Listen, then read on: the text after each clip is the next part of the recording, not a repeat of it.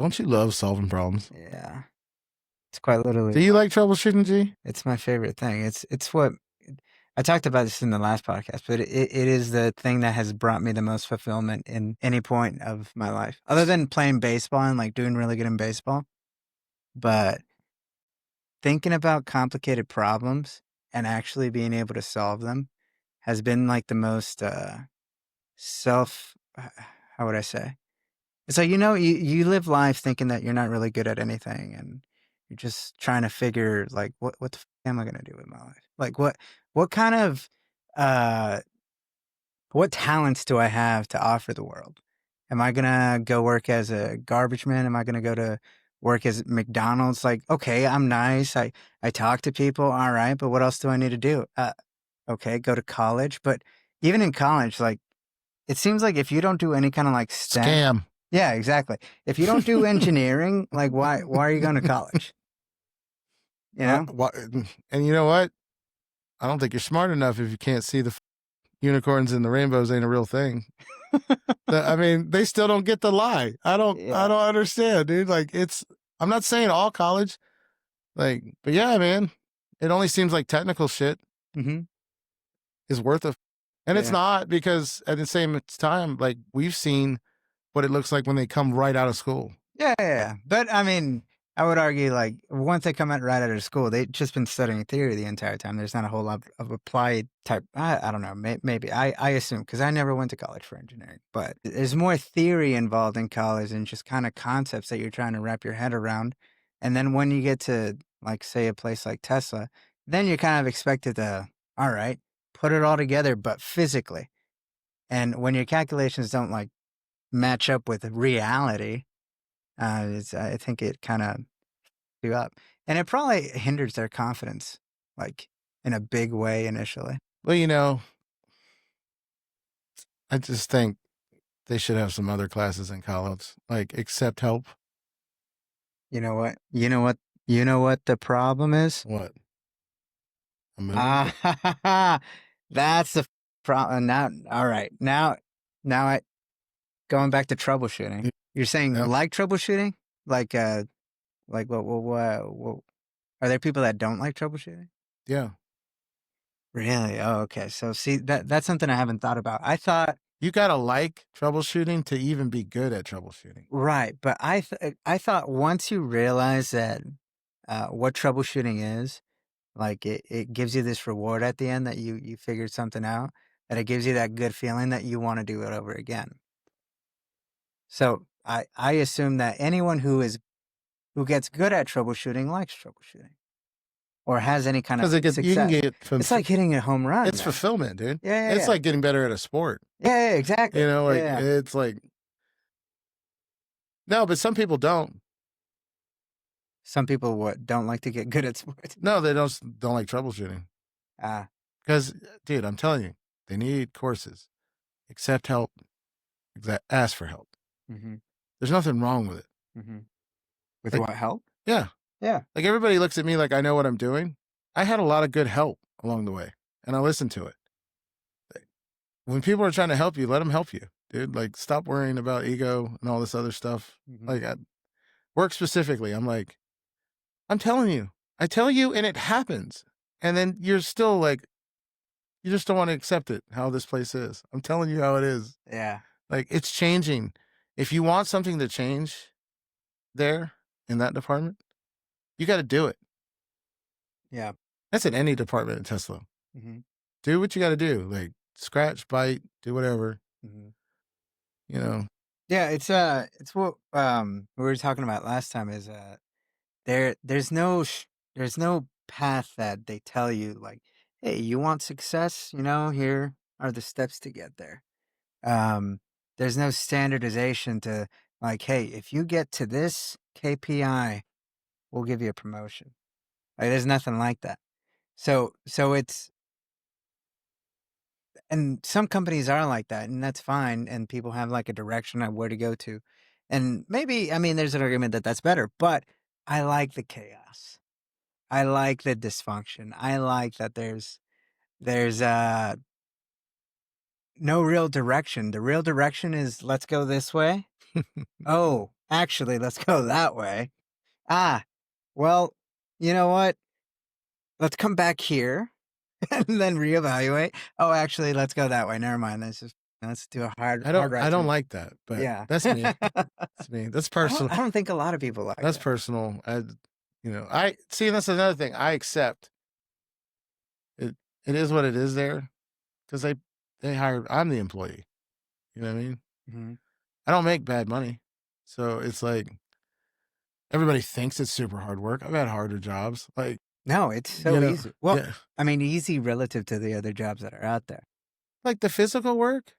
Most of if you're like the front half of the week or Monday through Thursday, you don't do physical work. This Mhm. shit gets done on the non-production days. Yeah. You know, like if something breaks, it's physical work. But like, it's like it's hot. Okay, it is hot. But like, I don't. I've had harder jobs, dude. Yeah. Like I've been doing shit at Tesla, and I'm like, I've done this before, but I didn't. You know what I didn't have to do today? I didn't have to climb 300 feet just to get to work. So like, it's all right. That's a win right there. It's all right. We're good. Now, you've had a lot of jobs, like a whole lot of like random jobs too, right? Like you used to be like a repo guy. Mm-hmm. What Private property impounds, cop impounds, AAA. I've done the whole gambit of towing, dude. Like, yeah, those are fun days. But the towing days? yeah, Why? like if AAA, you get to meet people and help people. Mhm. You know, you don't get paid shit, Yeah. but you're helping somebody. Like, think about, like, if your car don't start at 11 o'clock at night, Mhm. you know, who you gonna call? Ghostbusters. Maybe, but you can call AAA. They're going to be there in like 30, 40 minutes, jumpstart you, Yeah. try to sell you a battery. They're going to test your battery, try to sell you a battery. I assume the AAA tow people are probably have happy interactions with people. Mhm. You're basically saving them. Oh, yeah. Mhm. I mean, like, I was a private property impound. In California, it's a big deal because there's no space. Mhm. So, like, apartment complex, they do not have the amount of parking for the amount of people that live there. So, like, fire lanes, there's all the bad parking. So they just contract. I don't know if it's still like this, but back when I was there, like, the tow company would do everything, paint the lines, put up signs, give out permits, and like if you broke the rules, they'd go in there and get you. Another one? Can I get a water? Yeah. So those people aren't happy. The tow people, right? No, yeah, the people getting towed, yeah. Yeah. But what about the people that actually tow? Like, I assume you get paid more money as a repo guy than as a AAA guy. Yes, you get paid more to be the bad guy instead of the good guy. Yeah. And that's because a lot of people don't want to be bad guys. I try to be fair. Uh-huh. Like I said, I'm an asshole, but like I was really fair about it because I believe in karma. Mm-hmm. You know, if I hooked you up and you came down and like you were loading groceries or something, I just put it down. Some guys would charge you the drop fee. You know, like I never, cause like I got paid on commission, right? So I wanted to tow cars, but not like that. Like there's plenty of people that are just blatantly parked wrong. You know, I don't need to get somebody that was like running up to get their kid or some shit like that. And so helped out the Mexicans. No, cause seriously, like, Yeah. you can only give the car back to the registered owner. Like if they catch you down the street or something, and Yeah. it's cheaper than going to the yard. But like technically, you know, by the rules, right? Like you can't give it back to them unless it's registered to them. Yeah. And dude, like I towed cars at multiple times, like throughout the year, because they didn't belong to them. They'd impound them. They'd lean them. They'd send them down to San Ysidro to the auction yard we had down there. They come right across the border, buy them, and then they end up back in circulation. You know what I mean? Like it's like, but I mean, like if it was a family, I'm like, all right, they're like, we don't have it. Mm-hmm. If they spoke Spanish, I was like, oh, here you go. It's like it's not pointless. We're just gonna get angry at each other because I'm trying to explain something to you that you're not getting, and I don't know what you're saying. So Yeah. we'll just avoid that. Yeah. You know. But I did like antagonizing the people that needed it, like college kids. Yeah. Like I had a group of them, like 40 of them. College kids? Yeah. So there was this one property. Was it like San Marcos State or something? Like it was a Cal State. You know, what do they call them? Like Dorm? not the original college, but like there's like a satellite college of them. Oh, yeah. You know, and a bunch of college kids. So they'd have a party and they'd park right in front of the garages were on the bottom and the apartments were up top, and they'd park them right there. And so like there's a party going around the car, and then they tell the security guard to go off, you know, because he'd ask him, hey, you need to move the car, right? The security guard, he ain't want to deal with it. Yeah. He's a security guard. So he calls us and says, hey, there's an illegally parked car. And I went up to one and I backed up and I thought somebody was going to run. Somebody was going to say something. I grabbed the car and lifted it, but I couldn't get the drive tires. So I had to dolly it. Mm-hmm. And I mean, you don't want to do that with a bunch of people around. And eventually the owners came and there was like 4 of them. They were like Chads. You know, like, you know what I mean? Yeah. But like budget Chads, you know? Budget Chads? Yeah. Like, dude, I was not like, and this was Patagonia, like 2 years after I'd gotten out. Like, this is what I did after I got out. Yeah. And I'm like, you know what, dude? So there's like 3-foot steel bar we use and to prop up the dollies. And I grabbed that thing and I said, you're going to get me. But one of you is going to the hospital. And I don't know which floor you're going to end up on. And you just like the fear just dropped, dude. And it's like, you guys are tough guys until a tough guy shows up, I guess. Yeah. It's like, but there's that kind of shit. The fear, you're saying the fear for you dropped?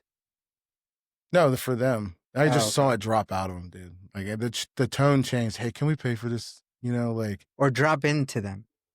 Like so you when ever seen this color in somebody just drop out of them? Ah, okay. You know what I mean? Okay. Like because when you were saying the fear drops out of them, it's like I understood it that the fear dissipated from them and they got real fucking confident. It's a good thing we cleared it up. Yeah. It's a good thing we cleared it up for the audience. Yeah. So they got ghost face. They got like, oh, all right.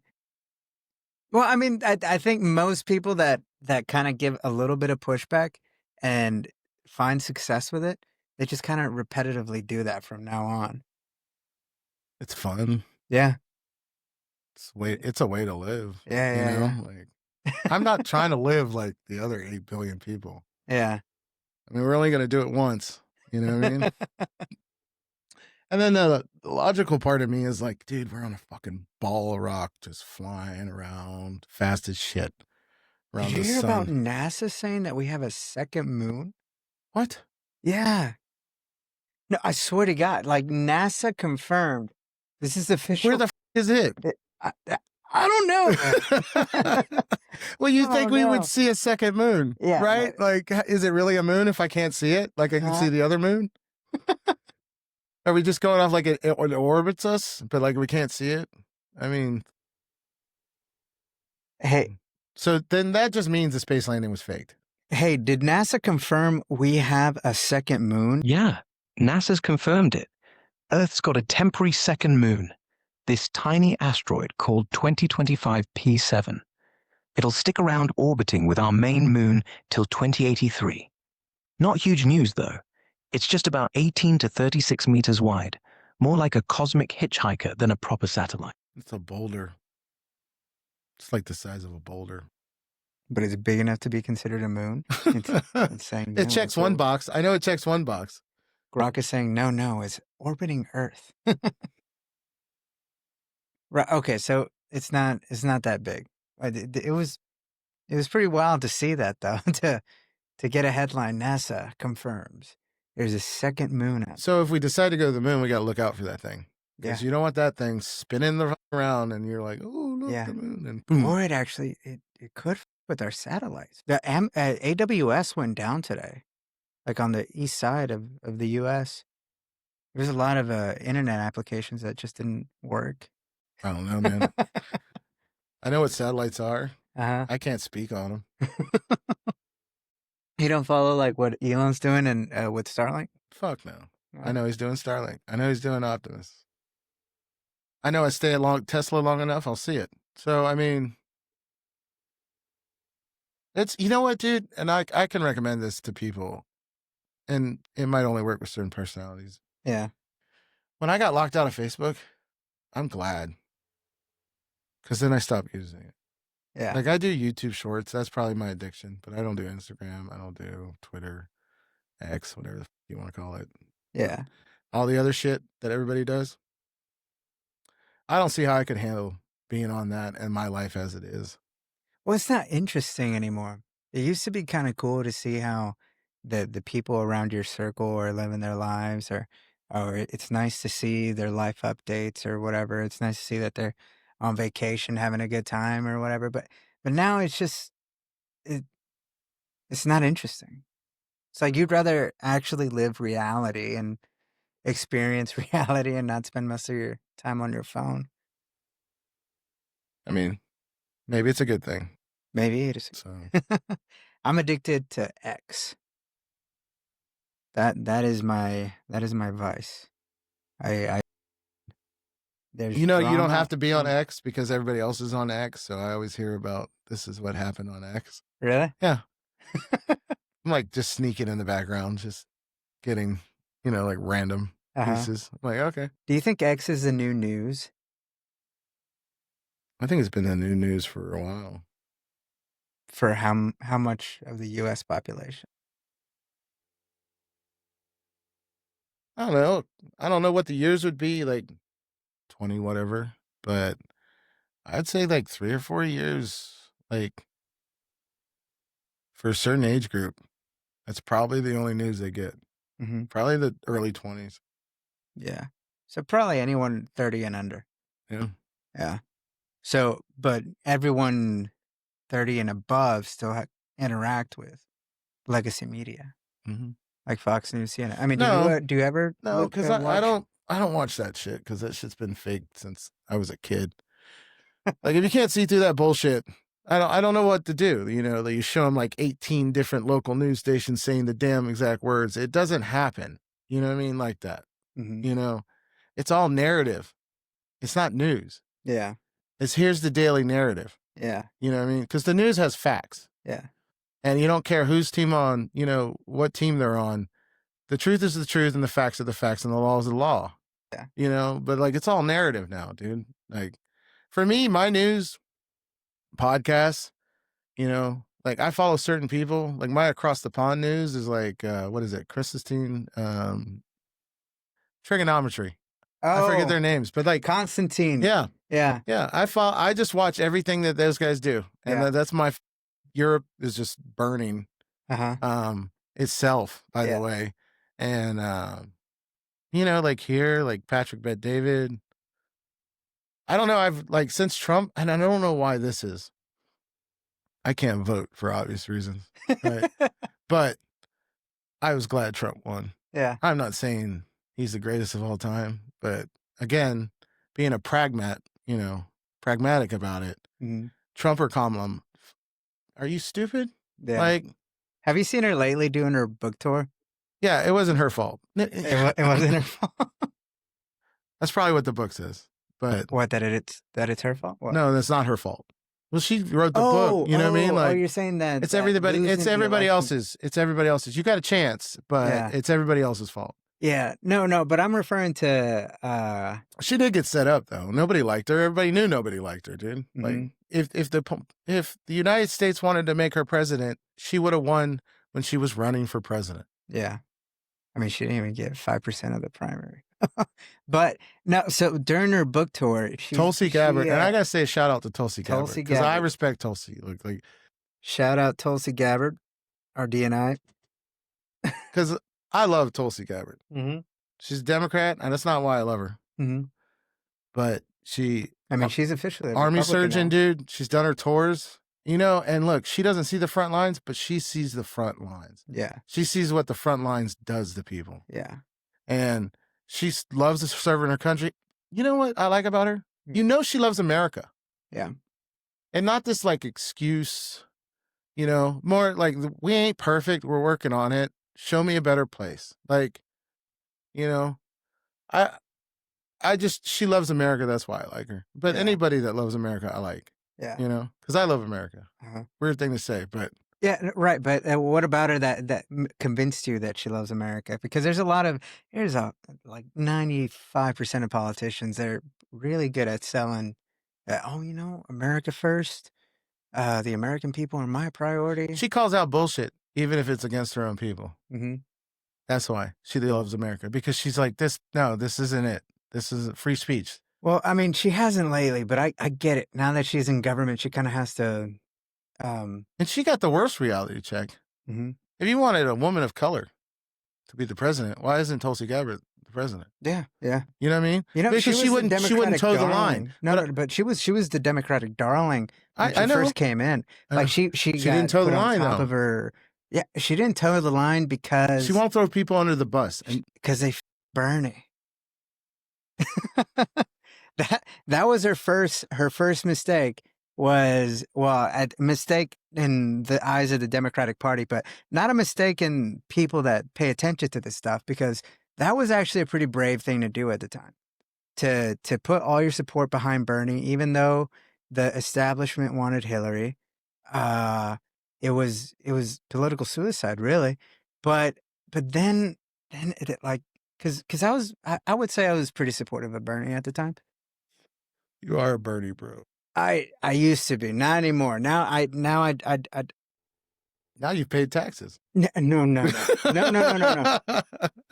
mean, that apart it don't help. It don't apart help. from that, like I would say that low IQ voters like myself, we don't vote on the specific issues that they're running on. I think most low IQ voters just kind of it's a popularity vote contest. on vibes. It's a popularity contest. Yeah, it's a popularity, but also vibes. It's not doing us any good, though. Yeah, no, I'm not saying that it is doing anything. Back to Tulsi, as he put in all the support with Bernie, because this really me up. He dropped out because he took some deal with the Democratic Party to say, all right, I'll drop out. I'll give all my support to Hillary. That way you could beat Trump. But if Tulsi already burned her bridges, so she was already blacklisted. She started getting blacklisted from all her committees, from like really the whole establishment apparatus. But now she's DNI, right? So she's had this whole genuine evolution to how she views things, and allied with people that normally you wouldn't think a Democrat would ally with. But that given that now media is decentralized, she obviously was huge in the podcast realm. She realized that in order to actually address the real issues with our country, there's no way that you could go the Democratic route, because the Democratic route right now, or ever since, I would argue even with Obama, has been this kind of like a deep state type of like establishment where there's no outsiders that are coming into the Democratic Party. No. Trump was this bomb that just arrived that no one really expected. No, but back to Tulsi before. But when before I lose this point, but what made me lose respect for Bernie Sanders, he started talking shit about RFK during his hearings, even though there's a lot of shit that he's on record supporting that is the same as RFK, and he went against Tulsi, even though Tulsi she like committed suicide politically for this guy, and this guy can't even vote for her in the Senate hearing. Like what? Well, that's the people problem. that are paying attention that's appreciate loyalty, and that was fucked. That's so fucked. You're just watching the elites play their games, man. Yeah, I know. Like that's what we're doing. Mm-hmm. We have no power. Mm-hmm. We're just watching it. Yeah. As long as the masses say stupid, you know. I think things. You want to hear my conspiracy theory? Because everybody's got conspiracy theories. Oh, dude, I love conspiracy theories. I don't think it happened. I think it happened organically. What happened? Our school system is garbage. Oh yeah, it's garbage. Because I don't think I'm better or special than anybody else. And looking back, it was having good teachers, Mhm. you know, and in bad conditions, like not super fancy schools, just Mhm. public schools. But yeah, I don't know. Teachers are just there to influence now, and Well, I mean, our scores show it. Like, yeah, what else do I need to say? Like, yeah, yeah, it's like your feelings. Our scores are horrible, yeah. right? You know, we're failing the kids, but that's why we don't have critical thinkers. Well, that's what me and Daniel started getting into, is that there's not a whole lot of good teachers nowadays. Like I could count all the teachers that I had in Just one I'm hand I'm that pointing that at the were problem. I don't had an have the impact. solution, and I wish I did.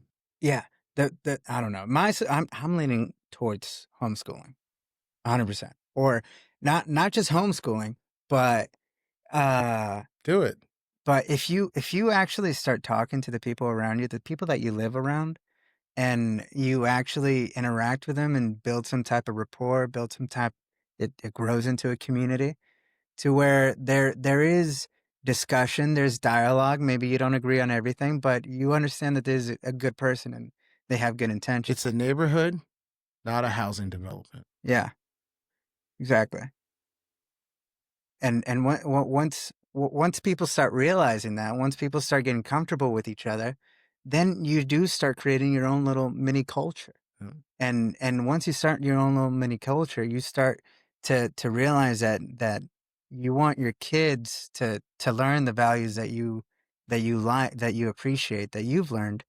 And I think that's where these mini schools might start developing, in that maybe it's not just your kid staying at your house and being homeschooled at your house, but maybe you and 10 other people within the neighborhood, they all want to chip in and pay the salary of someone that they all respect, that is well read and that is really good at teaching and good with kids, that you guys trust.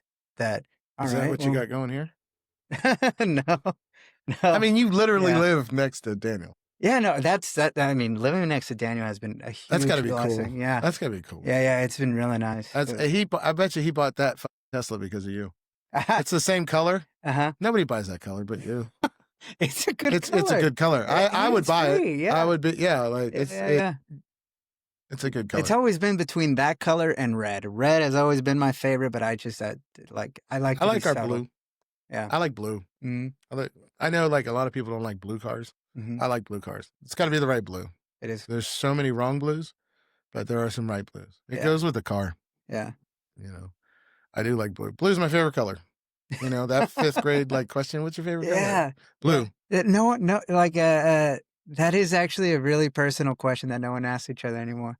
What's your favorite color? Yeah, exactly. And but does anyone know nowadays? Because mine is red.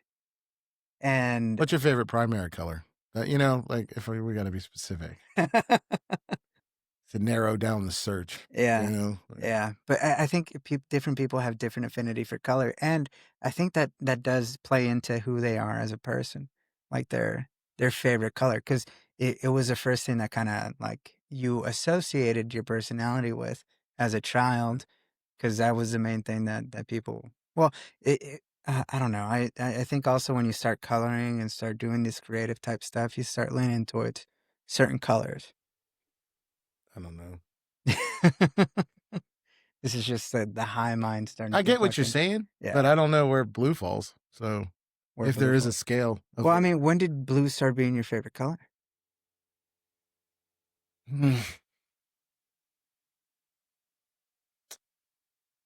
The Boy Scouts. Boy Scouts. Yeah. Yeah.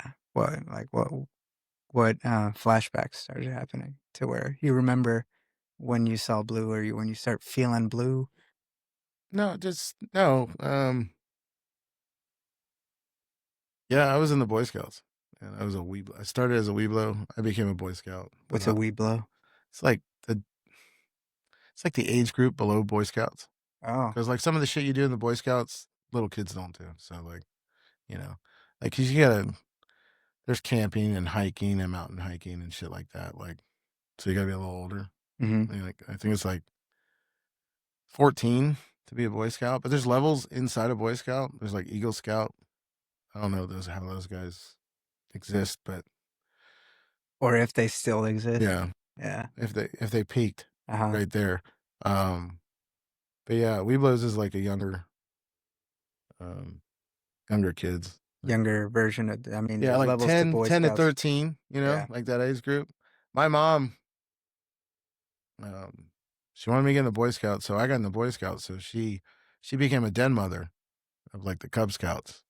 So she was in like the Cub Scouts and Boy Scouts and Weeblos, all the meetings, are like at the same place at the same time, and so she was like always there, but the Cub Scouts were blue, so that, I don't know, that would be the memory attached to blue. So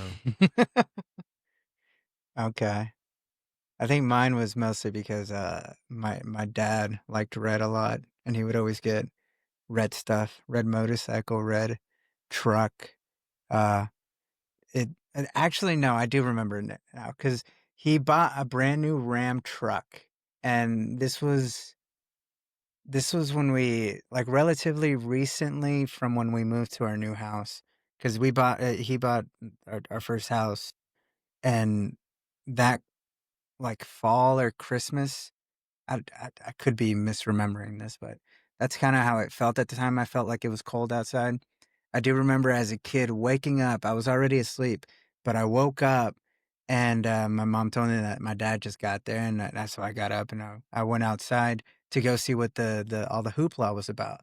And all the hoopla was that my dad got a brand new truck, and I I don't know if I've ever seen like a brand new truck before, but I was so it excited. was the newest Yeah, it was you've the ever newest seen. thing It was red. yeah, and The it red was red. Ram. Yeah, a red Ram.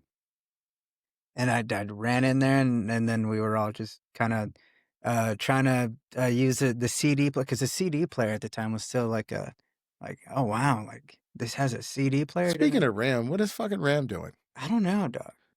Yeah, once he went to that schedule, it's like He it just doesn't disappeared. align. It doesn't align, bro. Like, Yeah, I miss that dude. yeah. I've been trying to get him on. He says he'll get canceled right away. They'll find him. They'll fucking Come on, Ram, just they'll come come on. after him. Yeah. Shout out Ram. In this day and age, I could get canceled for shit I just said. Yeah. I don't even Yeah. know what part, but I know I Yeah. said something in there because everybody gives a shit nowadays. Well, here's the thing: is that this is so like small scale right now, but obviously it's still going to be consumed by like we have no control over who's going to consume the content, but it's such a small scale right now that it really doesn't. I feel like it really doesn't matter what we kind of say. So the pressure just I don't know what that type of pressure is going to feel like. Like, imagine being as big as Joe Rogan at the time when COVID was happening, and you were the only one that was really saying that, hey, this is bullshit. I appreciate it. Yeah. I mean, we all appreciate it because it gave the voiceless a voice, because there's no way mainstream media was going to ever kind of try to peddle See, that. that's the thing. Like that, Mm-hmm. the wars that for the last 20 years. Yeah. Why the f does the American public believe the news, the government anymore? Yeah. Like, what's strike three? You know what I mean? Like, I think strike three for a lot of people. I would say more people than well, I don't know. It just feels like a whole lot of people was COVID. COVID was strike three for a lot of people, and they as they say, woke up. The new version of woke, if Jesus you Christ. will. Well, I can't be mad. Yeah, I'm happy the sheep got a little bit tougher. yeah, or just kind of got the shit out of their eyes, you know. Because it's hard. I don't blame I don't blame people for not realizing this shit. Because growing up, if you believe that CNN, Fox News, the New York Times, Wall Street Journal, like, these people are journalists, and growing up, like, people revere journalists. Like, oh man, they do all this dangerous stuff to get us the truth, you know. And these are big conglomerates and they're organizations, so you kind of assume that they have a better product, that there's a reason why they got so big. There's a reason that they make all this money, because they're really good at what they do. They're really good at are garnering But our they're trust. not. I know. Nobody listens to the guy that has to do 2 minutes worth of side effects really, really quickly at the end of a commercial. And that's been happening for years. It's like the shit that has passed is okay now. For like some of these side effects, it's like I will stick with the original thing. Yeah. And again, back to my point about education. If you went through any kind of biology or science that was worth you learn about viruses, right? Like you don't need to be an expert. You know, this was common knowledge. This is what we were taught. Mm-hmm. You know, like don't look over here. Don't look over here. I'm not. You know, that's the thing. Like, you got to make a stand. And I know everybody's life is different. Mm-hmm. Some people are ready to make a stand. Some people aren't. Mm-hmm. All I can say to them is like, you need to hurry up, catch up, because you're gonna let them put something in you. Yeah. Really? Those people? You're going to let those people? Like, if we are half and half hate each other in this country, then half the country hates the guy that's in charge. Why the would they listen to him? Same reason why would the other half listen to another guy? Like, but no, your guy's better. Why? Because life doesn't prove that. Actually, most of the time, life proves they're just a hypocrite. Like, I don't, like, take a jab off, dude. Like, I'll go work somewhere else, dude. You know, that's the thing. The whole pandemic, I went to work every day I was scheduled. Mm-hmm. You know? Yeah. Stupid rules, dude. Like, you're in the fab and you got a paper mask, right, for particles. Mm-hmm. Well, you and me need to lift a 50-pound generator, and we're sweating and we're breathing right next to each other. It's paper tissue. It's not like N95, right? We can be on top of each other, breathing and shit in the fab because laminar flow, my ass. But when we go eat lunch, we got to sit at tables 6 foot apart. And it's like, get the fuck out of here, man. Yeah. Like, the fab wasn't a cure. It wasn't like a buffer, you know? Like, I don't know. But I was there every day, so. And I remember, because in Nevada. I got it at Tesla. Yeah. Oh, wait, what? I got it at Tesla. The vaccine? COVID. Oh, you got COVID at Tesla. Mm-hmm. Yeah, I got COVID. Well, no, I don't know. I feel like I got COVID really early on before I even got started I got the Omicron or whatever the new variant. Yeah. Variant was. Yeah. Now, I got it before people started talking about it. And it was, I didn't know about it, obviously, but it was the worst, like, flu that I ever had. It's the body aches. Yeah. The body aches, like, just everything about it was terrible. But I never missed a day of work. And I at the time, I felt like that was commendable. I thought that was like, yeah, I mean, rain or shine, awesome job, patient zero. Yeah, exactly. Yeah. Looking back at it, it's like, okay, let's think about this. But at the time, I really did feel like it was like a cool thing of you to, like, I don't give a fuck. Like, I got shit to do, you know. Like, there's people that depend on me on the team. They're like, if I don't go, then I'll whatever. But especially back then, because I was just into the whole maintenance technician thing, so I was trying to log as many hours as possible to try to fucking understand this shit. And so and you still don't. yeah, exactly. I don't. Yeah, I get it, but I don't understand it. But during the COVID thing, when they did make us start wearing, like, all this bullshit and all the masks, and going into a station to go troubleshoot something, and, like, in confined spaces or whatever, I wouldn't wear it. And that was at the time where there were people were getting fired for wearing the mask. But I would wear it outside of the cell. But then as soon as we got inside, and then, like, your glasses started fogging up from everything, like, I would get frustrated, and I would, like, take my glasses off and, like, pull the mask down and start wrenching away. And no, like, at least my supervisor, he would protect us. He wouldn't say shit. And if like someone else was coming, then he would say, like, hey, someone's coming. Then it's like, okay, all right. But everybody understood that. Yeah. Actually, not everybody. Never mind. There were some mass. The majority Nazis, of people. The majority of people were mass Nazis? No, I mean, just saying, like, the majority of people understood, but there's always the mass Nazis. Yeah. You know? Yeah. There's always a few that ruin it for everybody. That's how it is. It always is. Yeah. I got it. I got to take a. Yeah, I do. Do you like scotch? Well, I love all all the variants of whiskey. Mm. I used to be a tequila guy, just because it was. I guess it was just expected of me to be the tequila guy. I'll tell you, I'm a tequila guy because I've lived in border states the last 20 years of my life. I forgot the coasters, but I think this will work out. Because you lived in the border states? Yep.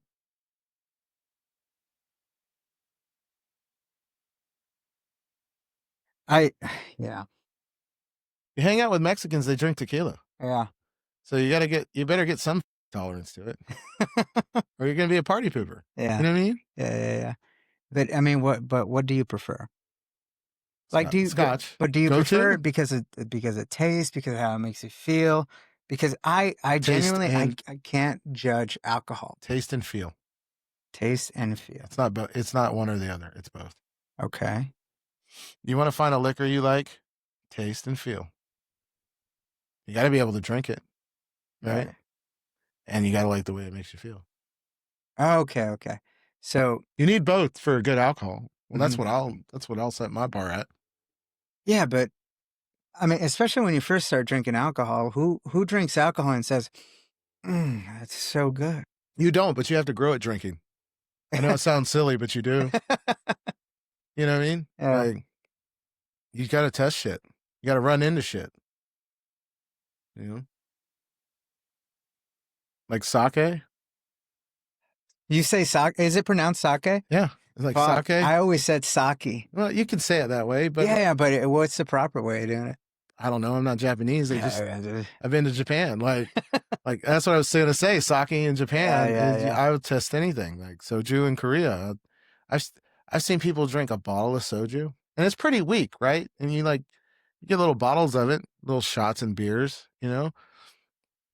But where they get you is if they add flavor to it, like a good flavor, like a strawberry or fruity flavor. Mm-hmm. I've seen these things. It's like, I call it the creeper because it's the creeper of all creepers, because I've seen people slam bottles because it tastes like fruit punch. But when it metabolizes and it hits him, it drops him.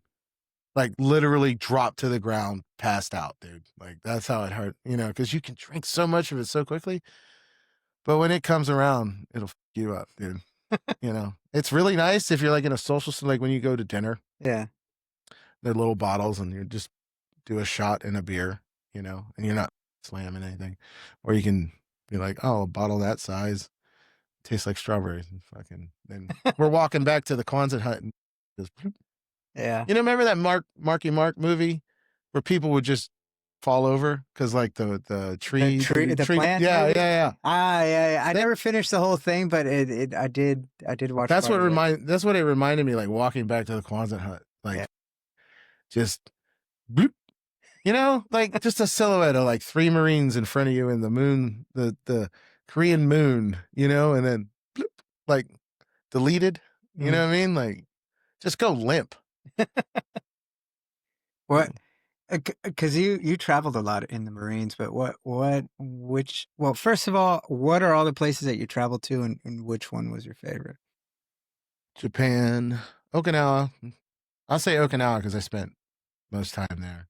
Japan, Okinawa is within Japan, right? Yeah, it's like the smaller island, southwest. But is it sovereign or does Japan? It's Japan. Oh, okay. But the mainland Japan, Tokyo, I did that for like a week.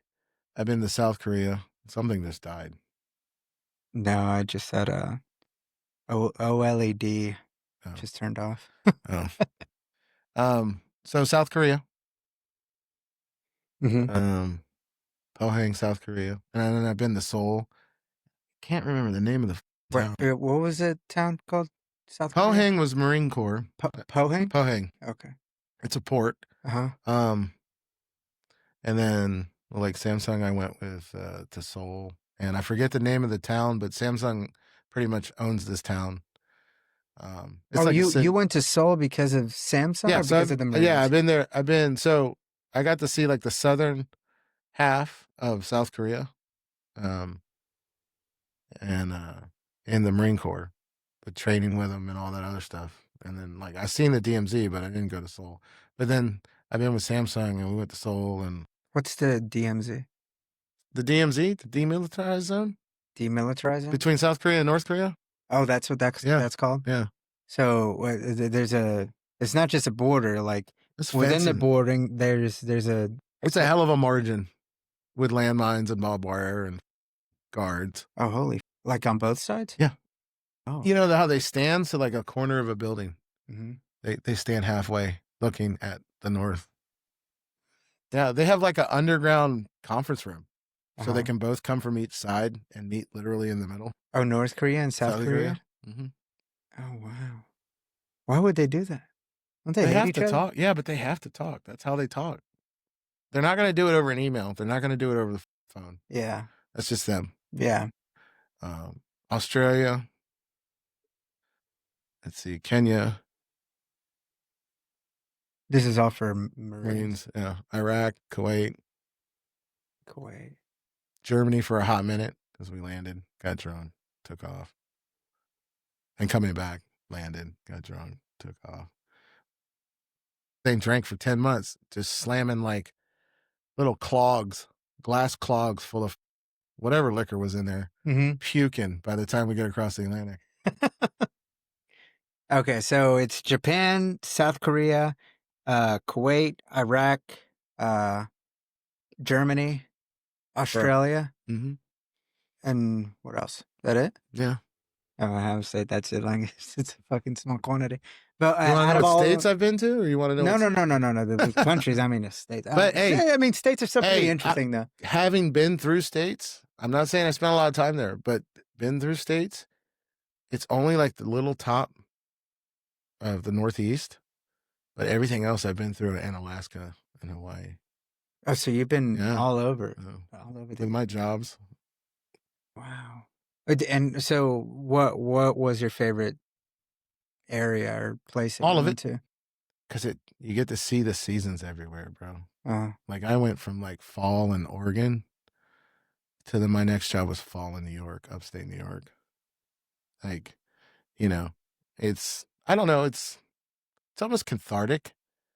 I guess for me, driving around, like I used to just drive 10 hours, 80 miles an hour, main freeways, through weather, through snow, through rain, I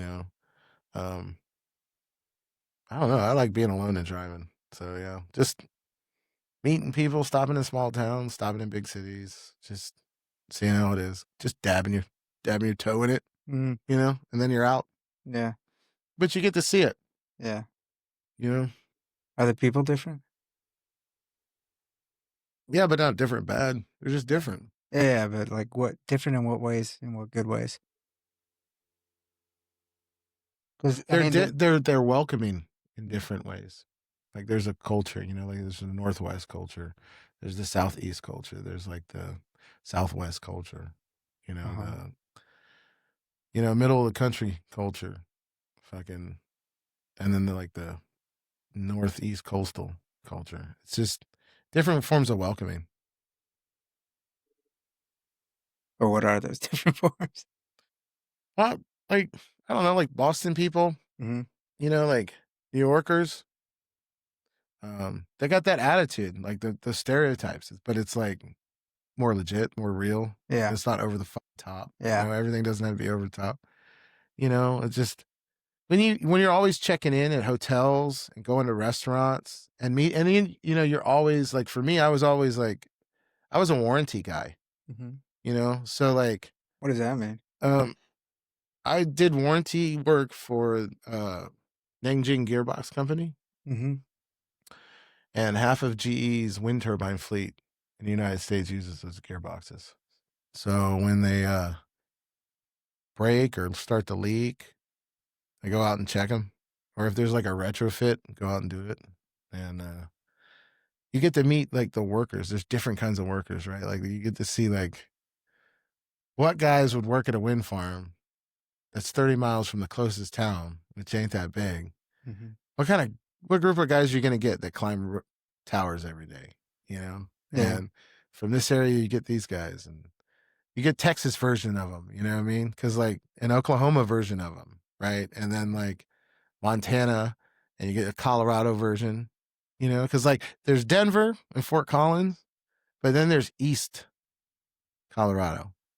You know, that flat part before you get to the Rockies, Yeah. you know?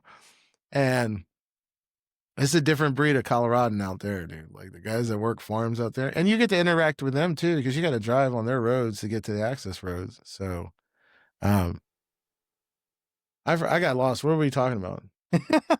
different places where you were, but this is already interesting because there's a whole lot of different types of Americans that people just don't know about because they never get highlighted in any of the popular culture that the like type media that we watch. There's no movies about those cowboys over in Colorado and the flat plains, or is nowhere near the Rocky Mountains. Like, who knows those types of personalities? Yeah. I don't. I lived in Colorado and I don't know those types of personalities. I would argue there's more like cowboy type cowboys in that area of Colorado than anywhere near Dallas. Yeah, Dallas and Fort Worth would just be all rodeo shit. Yeah. Yeah, they're definitely not the central place to bring the cattle like they used to be. Mm.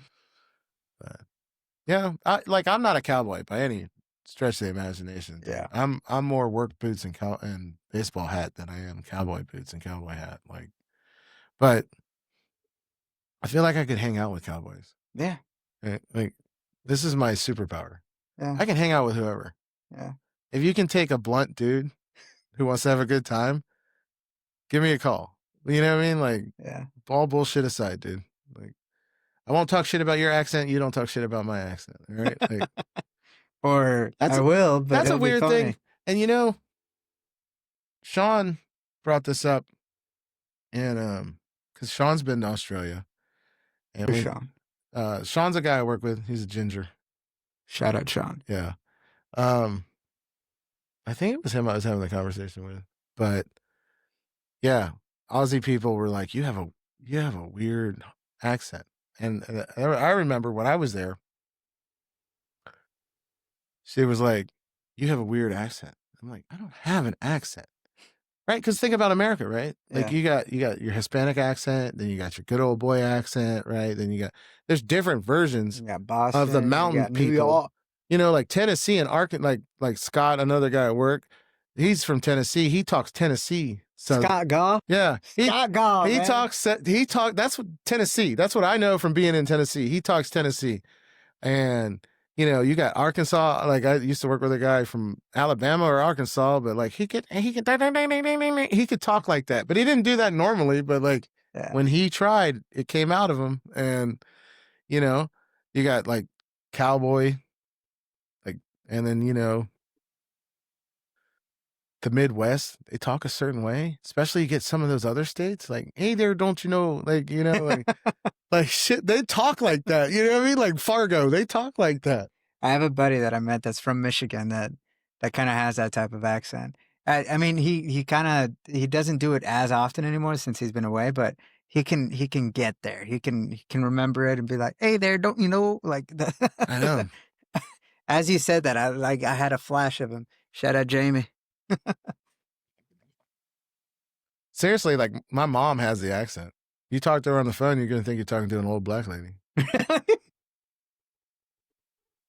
You know? Put her on the phone, dog. Put her in. The old black lady, really? Yeah, she's got that southern. She has. But like Louisiana type drawl? But no, like that though. Mm. So. I mean, she's from Virginia, right? Mm-hmm.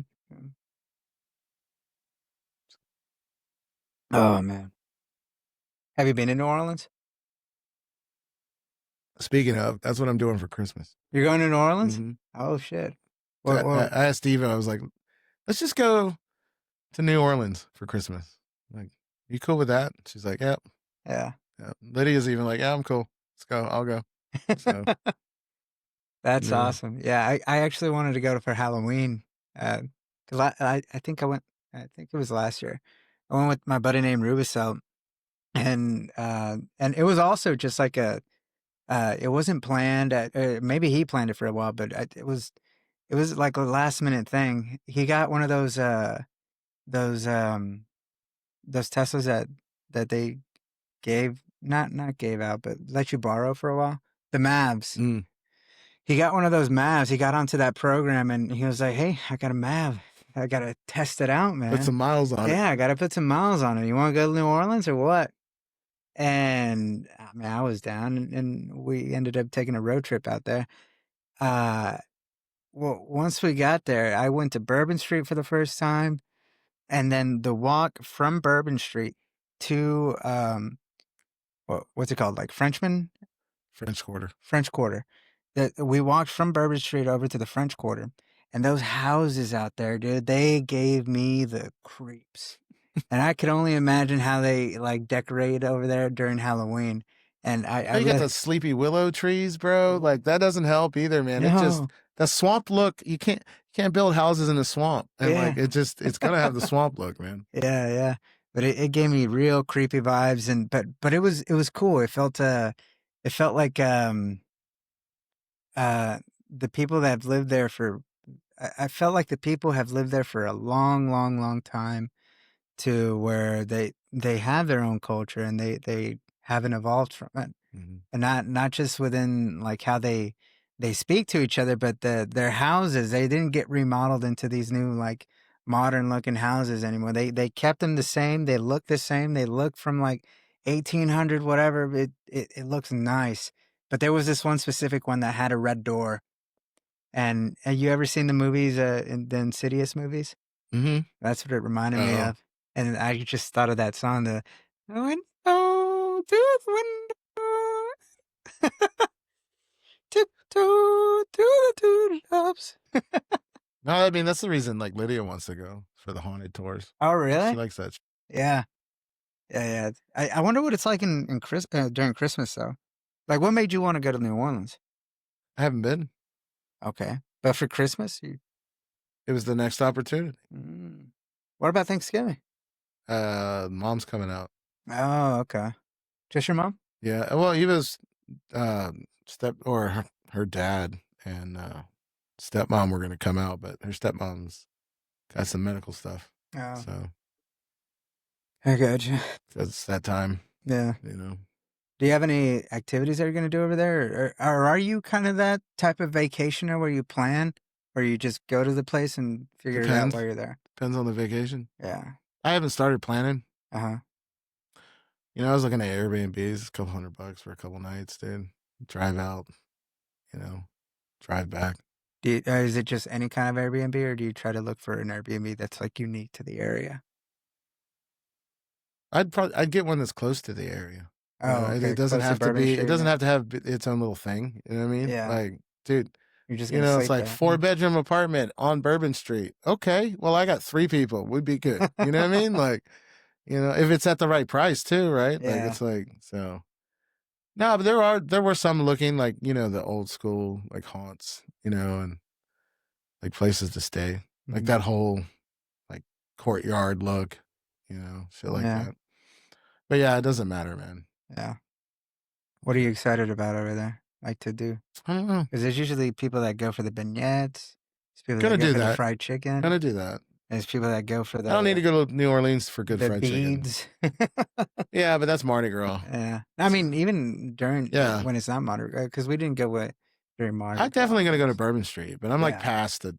The whole Like I could do drinking. that. I did that. Like it's like that's kind of the thing you grow out of. Like you're like, I know I shouldn't be there, so like find another way adjacent. Like get in there. But no, You'd probably enjoy the I'm- French Quarter a lot better. I'm gonna go for food. Yeah, the food's pretty phenomenal. At the French Quarter, there's more music venues in the French Quarter than there is in Bourbon Street, and there's this little I don't even think he's Mexican. I think it's like Guatemalan or whatever. But there's this little guy with he always wears a sombrero and he always has this like figurine of himself, like a white T-shirt with a figurine of himself. He's called the Tamale Man, and he's there every night.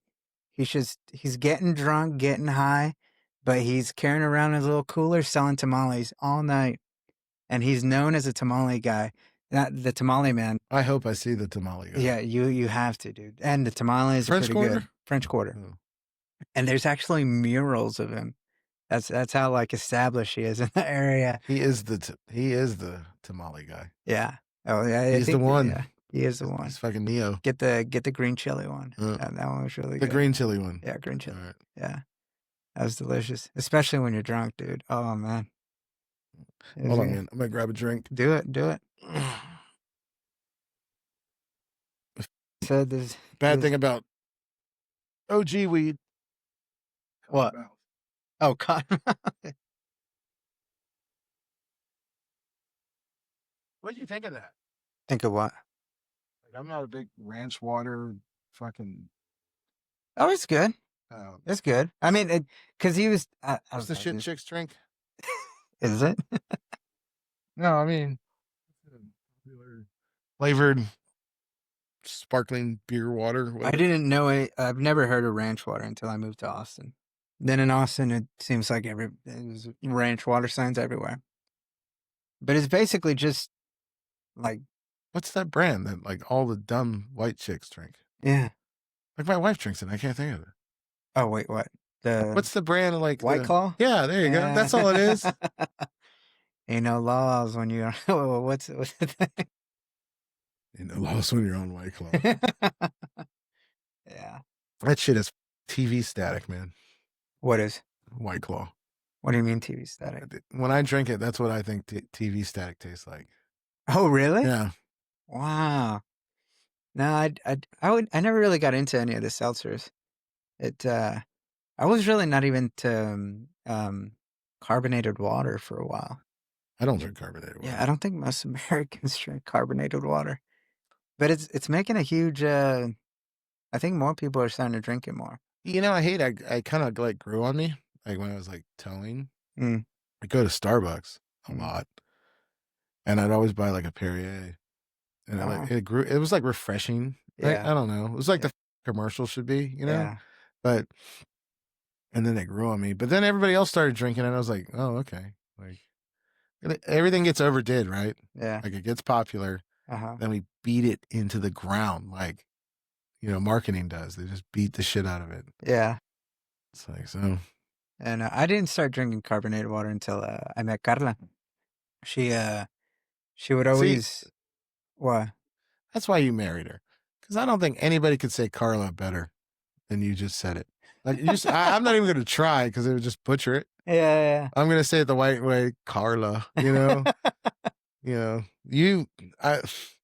There's only one R in there, but you rolled the shit out of it, dude. Oh, I didn't even realize.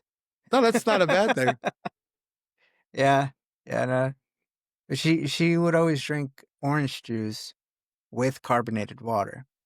And initially I thought that was like, what the like you're just watering down your orange juice? Like that seems disgusting. But then I realized that orange juice has a ton of sugar in it. You would assume that it's like a healthy drink, like let's have an orange juice. But no, there's a lot of sugar in there. And then when you add the carbonated water to it, it's like orange soda. So now I just got acclimated to the taste, and now I love that shit.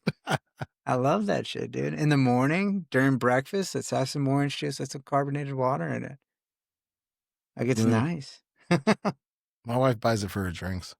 For any drink? For her drinks at home. Like when she makes gin. Oh, okay. Or vodka. Yeah. Does she prefer gin? Like the clear alcohol? She took a long time to get there. But when she found gin, she was like, I really like this. You know what I mean? Like, it's something she never drank. And then she was like, I really like this. I never tried gin until Ryan Reynolds started doing all those commercials when he said that. I still don't like gin. You don't like gin? No. Well, I haven't drank it ever since, but he bought this company, or started this company called Aviation Gin. And that was during the time when Deadpool was like, it was the best. Still is. Still is. Well, I'm saying like show me 3 comic book movies from the same character that is anywhere near all the Deadpools. Besides, did you like the last one? Yeah, I was gonna say Iron Man. Yeah, but Iron Man and Thor maybe are the only ones that can hold. Well, Captain America. Black Panther, if he had more than one. If he had more, and I'm sorry Yeah. what happened, but he didn't have more. He didn't So have more, but that one was really nice. It was the first time I think Africa has ever been painted as a high-tech place in popular culture. it's a lie, though. No, but I mean, it's a fantasy. It's a comic book, but It would be nice. yeah. Well, how is South Africa? I heard South Africa's pretty developed. It is, but it's going to shit because they hate Whitey now. So Yeah. it's a lot. You're allowed to hate Whitey. So we'll see how that works out. Yeah. Do you know more about that? Because I haven't been following that at all. I've listened to some, but I'm no one to talk on it. I mean, it's I don't know. It's the people that are in power are black, Mm-hmm. and all of South Africa's problems were caused by Whitey and the colonialism. Mm-hmm. So it's okay to treat them like shit, and they're leaving or they're not leaving, but they're not being free citizens. And let's see how that works out for you, buddy. They're all the farmers, so you know. Most of the farmers out there are white. Yeah. They were taking farms away and giving them Mm-hmm. to darker South Africans. Mm-hmm. They didn't know what to do with them. You know, it's like, Like they didn't know how to farm. yeah, or anything and like then they're like, "What the," that. Mhm. you know? Well, I guess I don't know any of the history out there. So you're saying that there was colonial, like what? I think it's Dutch Dutch people went Yeah. down there? because it's the Horn of Africa. Back in the day, that was like making it to like south of the border between North Carolina and South Carolina. You know what I mean? Like it was a travel stop. You know what I mean? If you're going around Africa in a wooden boat, you're Yeah. stopping somewhere. So, like, Damn. No, I'd never even thought about that. Because in college, I met some South Africans, but they were all white.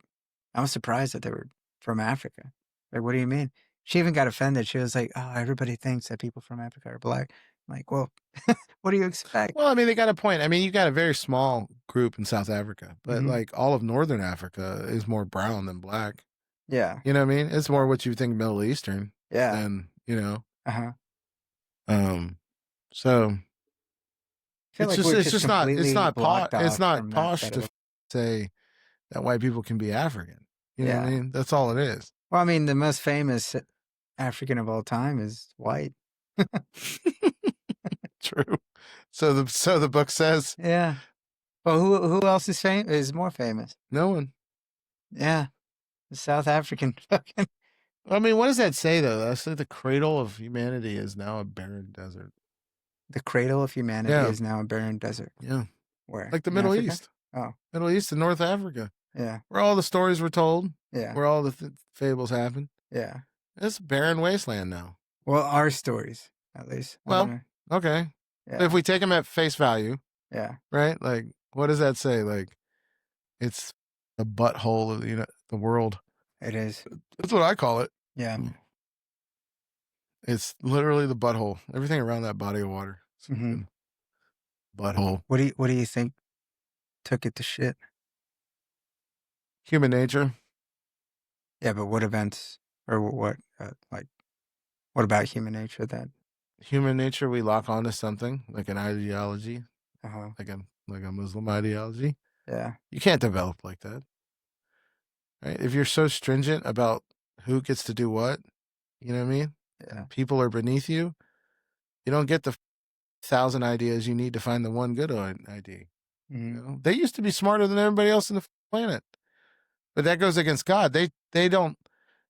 I think only like Catholics and Christians have come to reason with like, look, we're going to argue faith. There's going to be science. I like the whole debate between both Yeah. personally. But Between Christians and Catholics? yeah, Or Protestants and Catholics? anything Christianity and anything under Catholicism and science. Mhm. You know what I mean? Like, but hey, when one goes, Yeah. pendulum can only swing so far because if it goes to the end, Yeah. you might not like it. I always heard that there was a huge like a turmoil between like science and Christianity, but I come to find out that because There was at a time. because we're all taught about Galileo and how he was like excommunicated from the church and because what, like the sun, everything doesn't revolve around the world. It revolves around the sun. But I don't even know why that was such a like heresy back then. Because they were simpler. Right, but where in the Bible does it say that everything revolves around us? I don't know if, well, I don't know. I don't know why. Well, if just you could argue, and it would be an argument quickly destroyed, but you can argue that if the sun doesn't rotate around us, then there is no supreme being. You know, we rotate around the sun. That means we're not the center of the universe, which means we're not God's creation. Well, I mean, everything's God's creation. That's the claim, isn't it? So, like, even the sun. So, even if we're revolving around the sun, Or it we're could still just be they revolving. didn't want people to think. I don't, you know, like, I mean, like, dude, the game changed when people can read. I mean, like, it's not that long ago in human history where the majority of people on this planet couldn't read. Yeah. You know what I mean? Mhm. Where like that was like everybody talks about like a glass ceiling. That was a glass ceiling. You know, that was a roadblock for a lot of people. Yeah. You know, so I mean, ever since then, everything's been progressing exponentially. what is that? There's a theorem. There's a law. The Fermi paradox. Well, no, the Or one the great where filters. where technology will double. Oh, Moore's law. Yeah. Yeah, but I think that's more talking about transistors. How many transistors you can pack in It still applies for technology though. yeah. Like what we do with it. Mm-hmm. Like the robots are coming. They are coming. Good for them, dude. AI is coming. You know what I gotta say something, dude? Where we work right now, What? I didn't cheer for the robots. I always cheered for the human beings. Yeah. This place changed my mind. Tesla changed your mind? Mm-hmm. Why? Really? You know, like what we pay them, I made less, and I had to make sure that I tore apart gearboxes in a wind turbine, put it back together, and it ran and Yeah. made money before I left. Yeah. And then when I hear like we can't have accountability or have them have a responsibility, when they were making more than I am. Are you talking about production assistants? Yeah. Oh, okay. They were making more than what I did doing that. Yeah. And it's like, dude, you can't put a part on a table shaped like the part. Or you just don't get, this doesn't work like this. You can't break light curtains. You can't like try, Yeah. you know? But, and it goes all the way up in production. Mhm. Nobody tries on any level. Must be nice. Must be. Well, I don't know. I mean, do you think the same turbine job that you're referring to, do you think they still make the same amount of money or less than production assistants? They probably make the same range, 22 to 35. Really? Right now as a Yeah. wind turbine? Because they technician? make money off per diem. Oh. You know what I mean? Oh, okay. You know, so I mean, it levels out at some. it does, but you're still away. At least Yeah. we go to work and come home every day, right? That is. So, Yeah. you know, I mean, it goes back to what me and Daniel were talking about people complaining about everything having to do with Tesla and having to come in every day and like, oh, this, whatever. But like, we have good benefits. We get paid pretty nice. could be worse, could yeah, be better. I mean, That's what I don't forget that could be better. That's what gets me about that. Yeah, but what better? What is better? Let's try not to be a show in every instance. Yeah. Like, you know, like you're letting it be everything is a end of the world scenario. Mm-hmm. Then nothing's the end of the world scenario. You know, if everything's a priority, then nothing's a priority. Can you be realistic? Yeah. You know, and it's like they don't do anything like that. Like you don't like that the volume goes really high and then it goes low. And then, no, I don't like that we don't fix anything. yeah. There could be a better system to allocate the proper time of the right people to fix the problem so they're not there the next week. Yeah. You know, we identify problems week after week after week after week, you know, and we're backlogged on fixing them because we don't get to decide what the priorities are. Fucking management does. Yeah. You know? It's like, okay, all right. You know, it's just no That's why I work the shift I work, man. It's the only shift I can get any sense of accomplishment on. What is it? Shift? Or a B shift. Because I get non-production days. Ah, okay. I might get a chance to fix something Mm-hmm. if I'm not assigned to something that's some other priority. Yeah. You know. But what do you think drives that, like, to be able to fix something? Because the driving force or the driving factor there is whether or not we make our number, right? So if we make our number, then Well, at this point, you need whatever we're doing is at this working. point you need somebody with courage to Uh-huh. take a chance Yeah. because we've gotten so far off the rail. Mm-hmm. You know what I mean? Like if we would approach this whole thing with a little more, hey, let's focus on things, let's solve some problems. You know what I mean? Like let's work more to making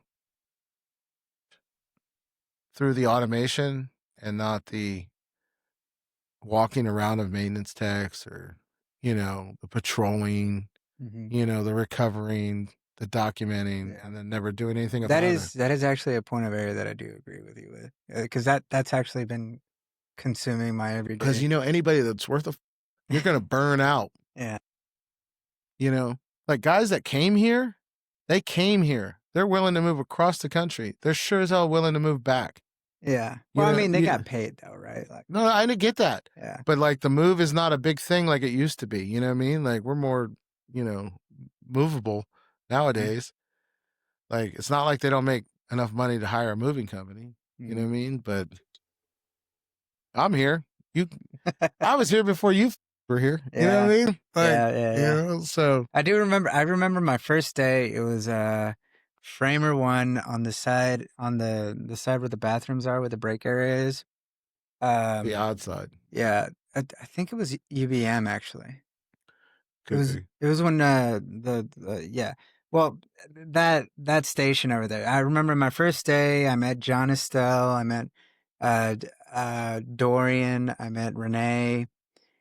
But those were all new faces, and I didn't really I was still nervous. I was still like, I don't know anything about this area because I came from drive unit in Nevada, and once you got used to your lines, the type of process that was going on, I felt like I got good at that. I didn't get good at maintenance. I didn't get good at troubleshooting. I felt like I got good at that process and trying to figure out how all those machines worked.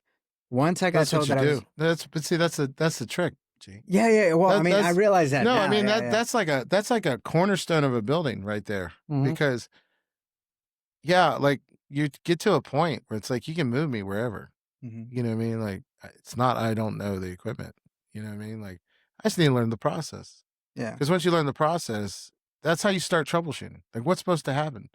Because Tesla, being the awesome place that it is, decided we don't need to have alarms for things that should have alarms. So you have to Sherlock Holmes that shit back to where, okay, oh, there's an empty space. Let me start there. Right, but I didn't realize this at the time. I was freaking out because I was leaving my comfort zone and going into something entirely different. I didn't know. I mean, I knew a little bit about robots. I knew how to jog them, but John was selling me as this FANUC expert, and I didn't know anything. I knew how to move up and down, but that's about it. I knew how to open the clamps, but that's about it. And the first major meeting we had, he pointed right at me and he was like, if you need any help on FANUC, Gerardo's your man right there. He just came from Nevada and he's here to help us out. Anything robot we're having to do with FANUC, he's your guy. And what am I going to say? Actually, guys, well, you know why that is, right? You know why that is, right? What? Because we were all non-Tesla people and you were a Tesla dude. Yeah. And he had an idea of what you did in drive unit. Yeah. Based on what happens in bottling white. Mm-hmm. But it's not the same thing. Yeah. If we're being no, it's not the same thing. No, and it's the shit they do at Tesla all the time. You're the expert. Bro, I'm the greasing expert. I went to the same class that every other person went through, and then I started doing it. And when you're doing something, you try to make it better. But yeah, dude, you're always the expert. They send you to a hour class where the guy goes over the manual and you're like, well, you're telling me so much extra right now. These are problems I'd never see on the line, but you can't tell me how to solve the ones I do have. And it's like, oh, well, he's the expert. That's Tesla, man. He set you up, dude. Yeah. In volleyball, when you set, that's what he did. He was set. He set me up, and I'm over here I've never touched a ball before. You're hoping somebody hits you before you hit the ground. Yeah. You know what I mean? Yeah. No, but yeah, he set me up, and I was not prepared for it at all. But right after that meeting, Summer came up to me and she's like, "Hey, do you have a FANUC key yet?" And I was like, "I actually don't. Over in Nevada, it was automatic. We didn't need a key." So she gave me her key, and that was at the time when you kind of saw Summer, and Summer was more of a like the cliquey type person that would kind of more so involved herself with like the top ranks of the clique. So I felt like, okay. Hey, if now- Summer actually watches this, I want it on record. I respect her, Yeah, and she played the game.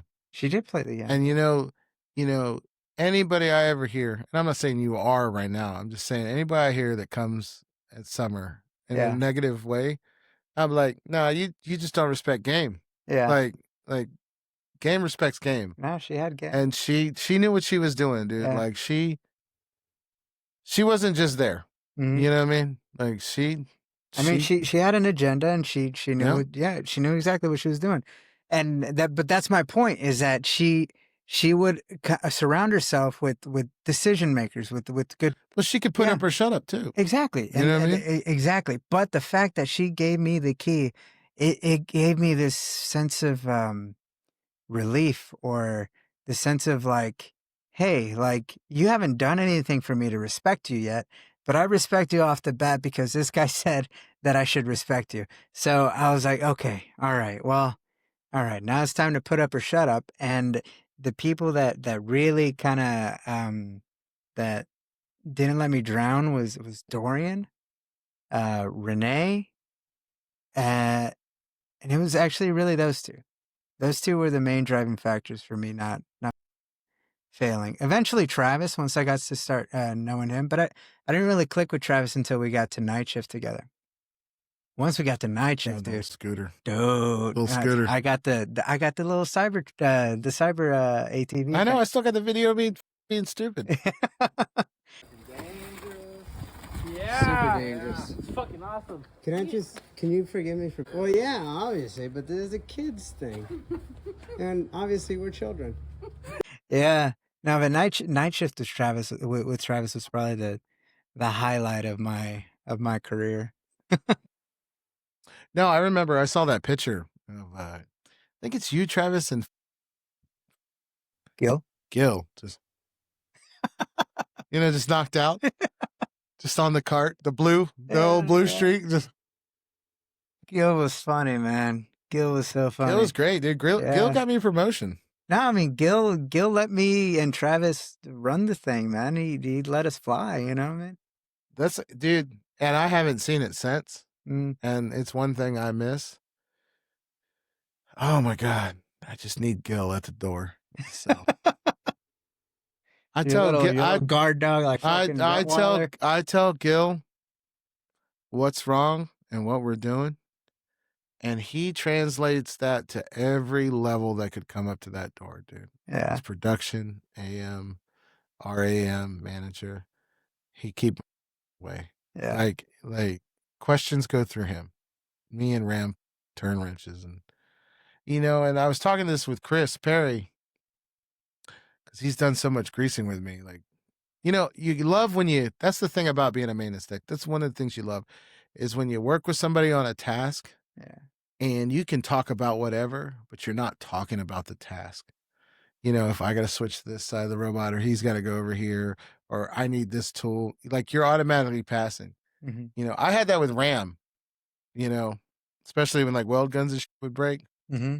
If he was working on something, then I knew what the next thing was, and I knew what to get him, and he knew what for me. You know what I mean? Like, it wasn't like speaking another language. If I said something, he understood it. He always smashed my fingers though, dude.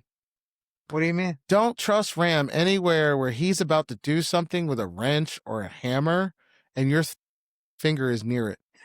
Because I swear to God, if you were in Vegas betting money, bet he's going to hit my finger. Like, he knows what I'm talking about too. If you brought this up to him, he'd know. I was like, it's like, don't hit my finger. Bam! Like, you son of a... But it was sacrifice to get the job done, I guess. Yeah. But yeah. I miss that guy. I remember. Oh,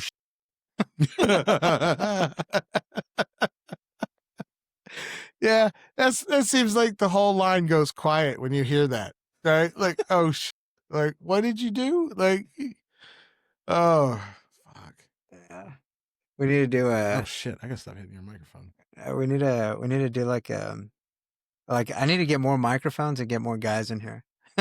Yeah. I feel like that'll be a live one. I can't.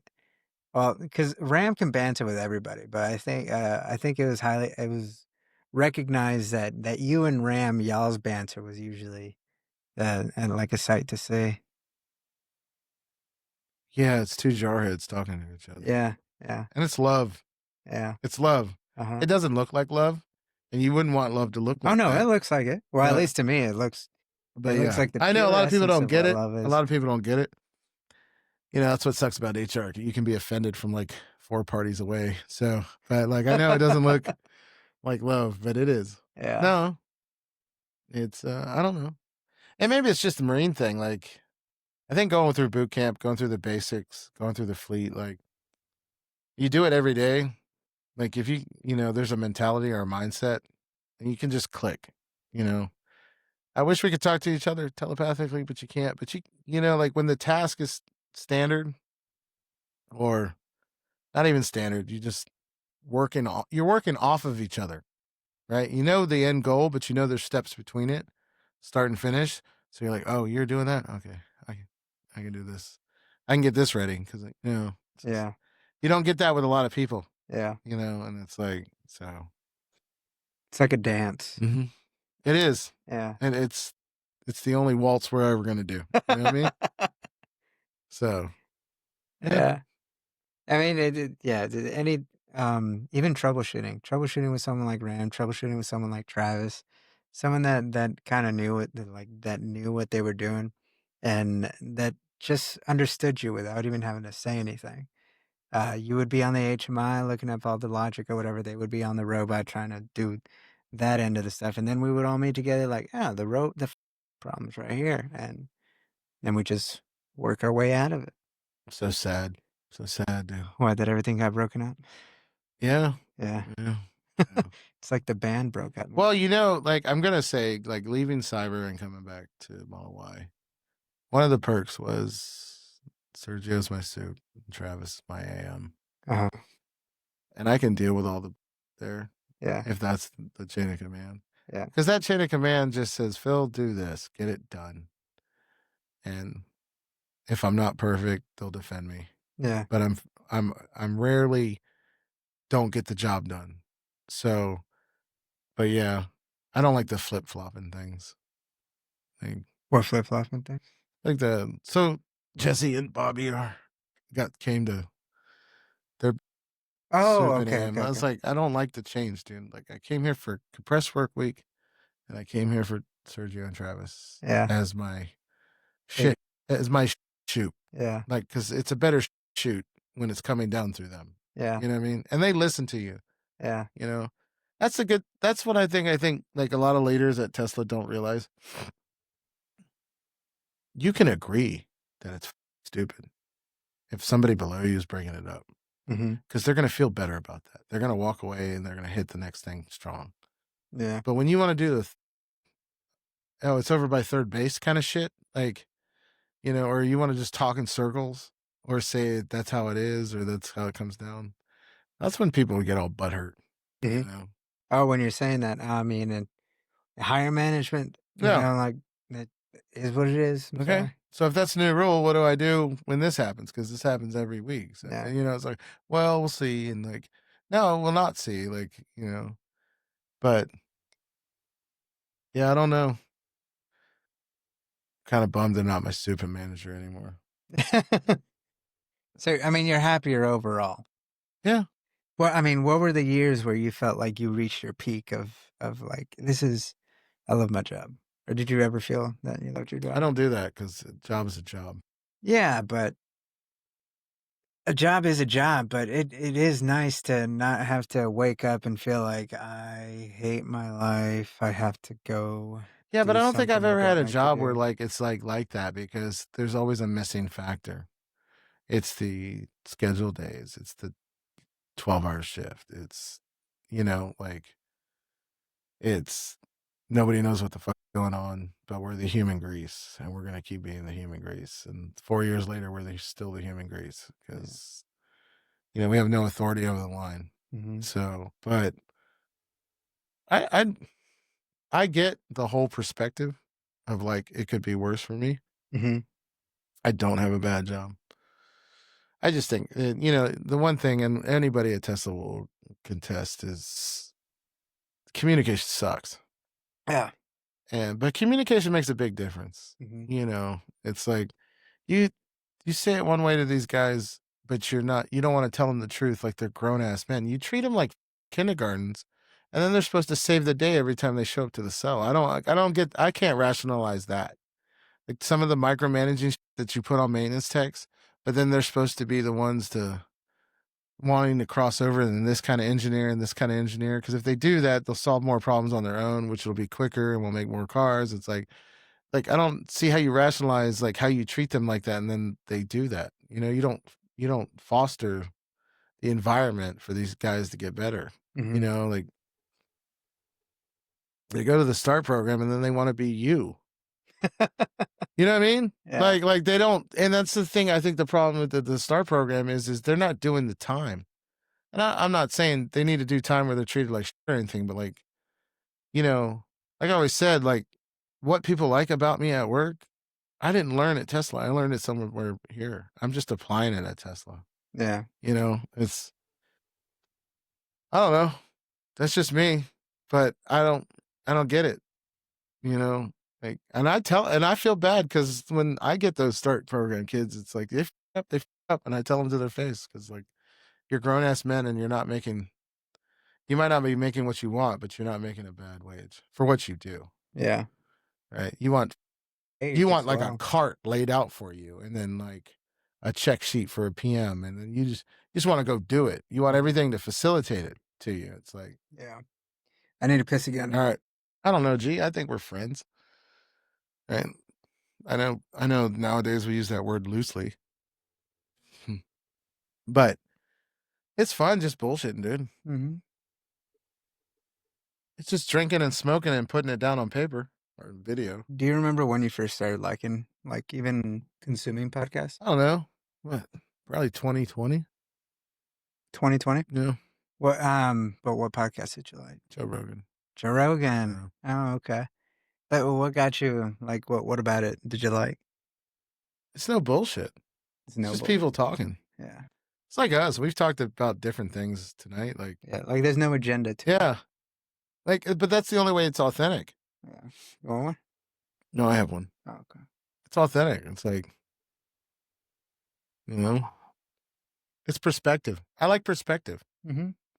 That's the problem that I have like with the country nowadays. Like nobody has a perspective of anything. Like when I remember being in California and I'd be like, I'm from Virginia, and they'd be like, you're a farmer? I'm like, dude, I was like, I grew up on like cement that was older than your state. I'm like, dude, like, Virginia, one of the 13 colonies, like Yeah. there was other places besides farming. I mean, don't get me wrong, tobacco farming and pig farming, but that's what I got it. It was perspective. Like people that grew up in Cali, they don't know. They think Cali's the best. Mm-hmm. And I don't know what's the best, but I do like the world. Because like if you get out there and you just go honestly, Mm-hmm. you can run into great people. I mean, I'll tell you an Iraqi story. So we were outside Tikrit. We were going to invade it. Crit? Tikrit, Saddam's hometown. Saddam's hometown is called Crypt? Tikrit. Tikrit, okay. And I got assigned to the southernmost checkpoint to make sure nobody came up our butt, right? And Big Stan, I'm gonna give a shout out to Big Stan. Big Stan. He was my black dude roommate from Oakland. I turned him on to Blazing Saddles, by the way. He loves that movie, and he was like, I've never seen this before. And he like, because like I had the TV in the barracks room, and I'd leave it open on the weekends if I left. Like, hey, watch whatever, dude. Do whatever you got. Because you got to keep locked in the Marine Corps. Stupid. But Wait, it's a rule, or you just do it because you know people? it's a rule, and it's like it makes sense because you still can't trust anybody. So what they say in the Marine Corps, right? There's only one thief in the Marine Corps. Everybody else is trying to get their shit back. Really? Yeah. That's a saying. Yeah, like your field gear, your combat gear. Yeah. Yeah, that shit goes missing. It's like you gotta have it. So you steal it where you can steal it. Mhm. But there's only one guy started it. And we just been keep doing it. So Damn. I always thought that like in any kind of military organization, whether it's Marine, Navy, whatever,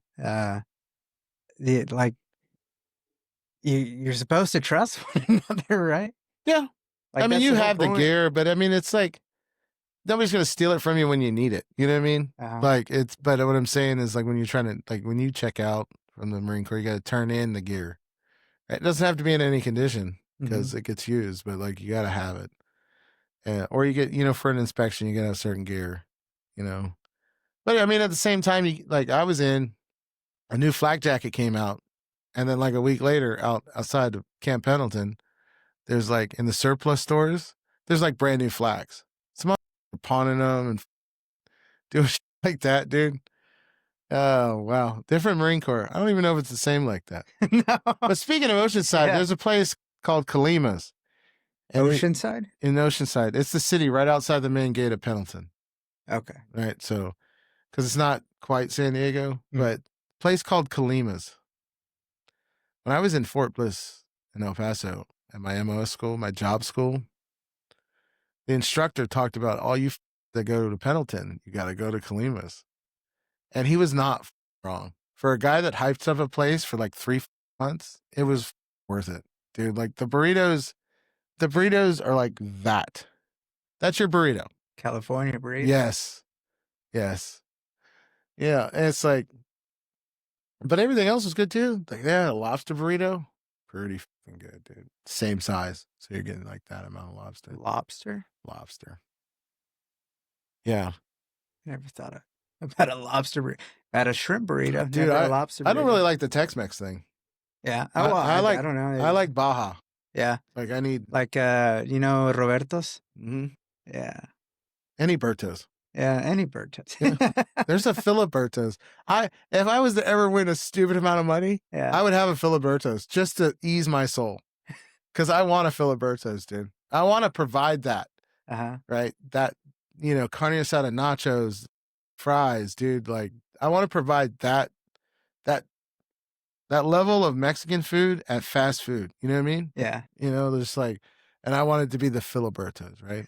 Like, you Gil, you hum, you know what I mean? Like, Yeah. just, Filibertos, because there's a bunch of Bertos. Yeah.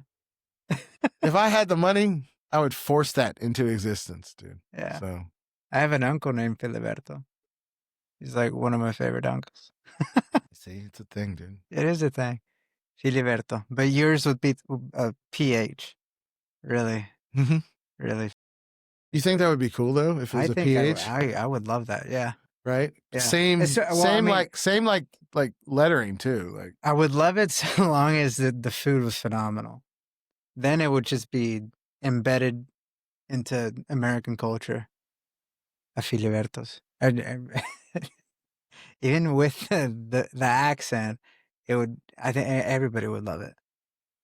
yeah, but you'd have to say it Filibertos. You'd have to say it like me. Yeah, I know, but there's a lot of people that would say it like me. But I like the way you say it. So. It sounds good. So Yeah.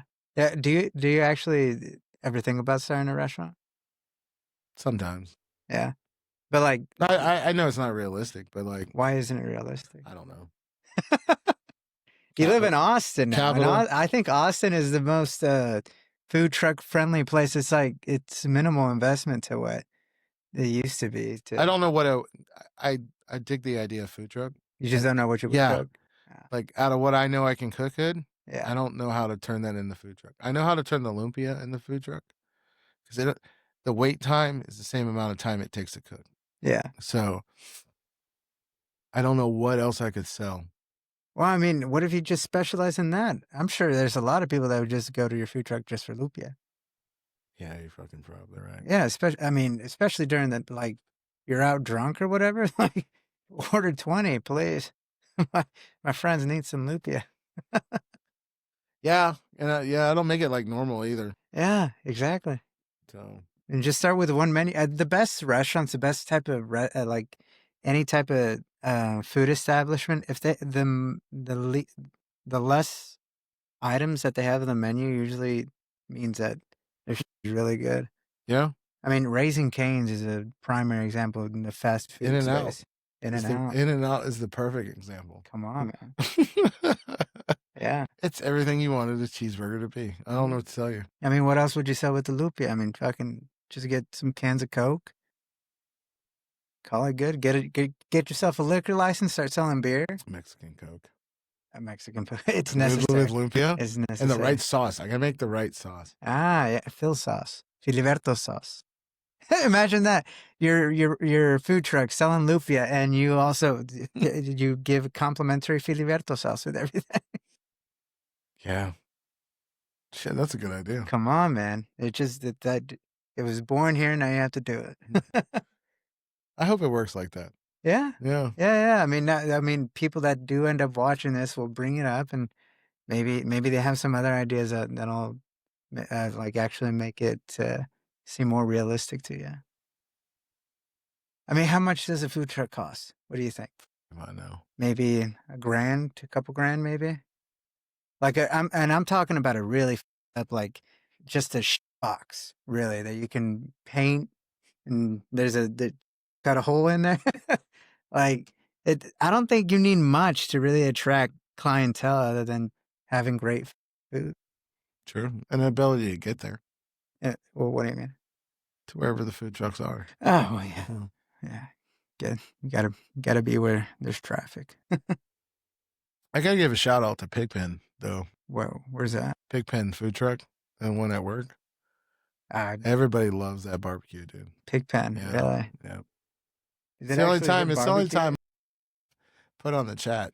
Hey, dude, I'm going to Pig Pen. Let me know your order number. I'll pick it up. You know what I mean? Shout out Pig Pen. Yeah.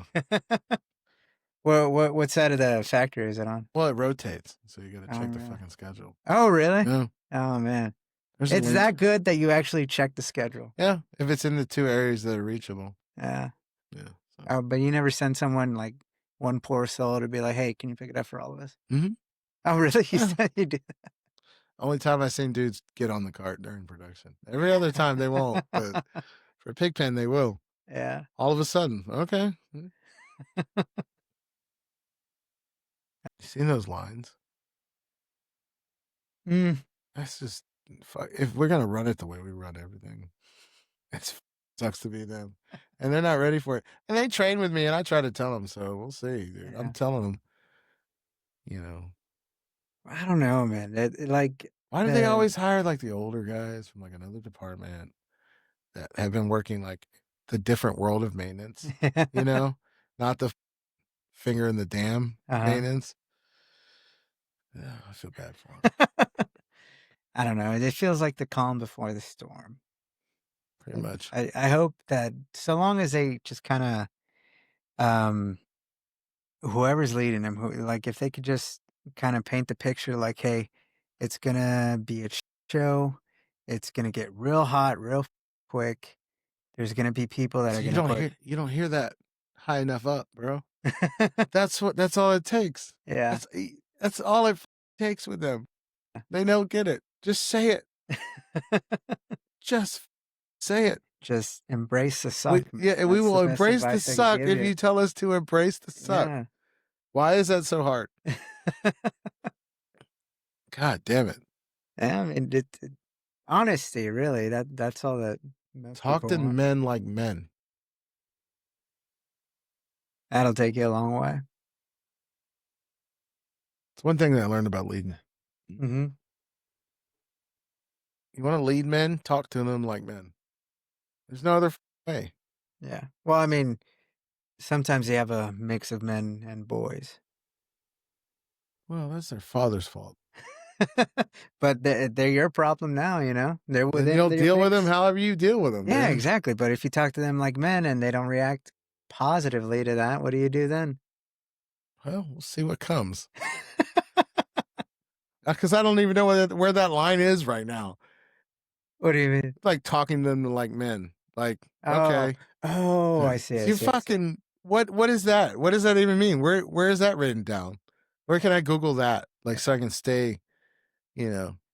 Well, I mean, I think you'll get to the limit once you finally end 'Cause up in talking- HR office. Talking to them like men, they don't respond well to that for some reason. So, yeah. I don't know, dude. I don't know. You don't know. If I had all the solutions, I'd be better off right now. Well, I mean, you're pretty good off. But if I had all the solutions. If you had all the solutions, who would you be? President of the United States? Fuck no. No? I don't know. It's a great thing about life. That's why I don't get some questions like, what does it matter? Mhm. You know, maybe. Yeah. Why not? I'd say I'd be doing it out of my patriotic duty. Yeah. To be president? Yeah. Right. Yeah. So that's the feeling it should be, right?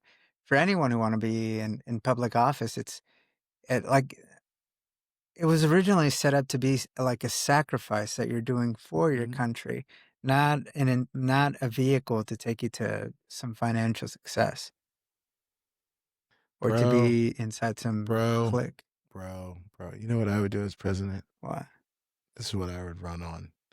I will veto every thing that comes across my desk if it doesn't benefit the American people. And I will overturn every executive order for the last 20 years. Yeah.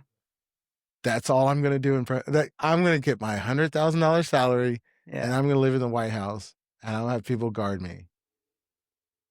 That's what I'm doing from the get-go, guys. So you don't need to ask any questions. Yeah. Like, that's what I'm doing. If it doesn't benefit, and I'm talking Joe Blow. I'm talking $36,000 a year salary in California. Yeah. Because I know that guy. And that sucks. That's who I'm talking about. Like, Yeah. if this, like, you don't need that much, you know, for a bill or for a budget.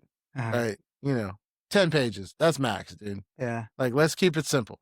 Yeah. You know, fucking nobody, you don't get to slide your shit in and nobody gives a about your shit. Like, you better thin that. Whatever the bill is about, that's all that needs to be in there. No pig farm deals, none of this bullshit, dude. I'm going up there to them. All right, dude. Like I'm not getting reelected, so you guys better get your shit together. Yeah. I'm not getting reelected. I'm just gonna go in there and I'm just gonna You'll try to get imprisoned. No, No? I won't leave the White House, bro. Fuck off. No, I'm saying by your actions, right? Because I mean, they were coming after Trump because they tried to impeach him for Russia. Dude, my sins are my sins, and they're not invisible, so I don't give a shit. Like, yeah, I know. But my point is that they're trying to they will invent something out of thin air. They don't. They can. They can, and they can be very successful. Well, it's very minimal with me though. So why? It's all me. Like I'm the hard drive. I haven't been out there. This is the first time like this gonna be like out there. Yeah. You know? Yeah, I know. But so if anything, whether or not you've been in public life beforehand, my point is that they will invent something out of thin air. Yeah, like a complete lie. You were in Canada and you made some secret deal. That could be a complete lie, but they could sell it, and they could make it believable. Well, here's the thing. I would volunteer to be on any news network, but it wouldn't last long. You want to know why? Why? Because I would cuss on a news network. Yeah. Yeah. I like, sir, you're on Fox. Like, I know I'm on Fox. They're well, like, I mean, Trump like, cusses too. Well, that's what I'm saying. Like, whatever. Like, like it's fake.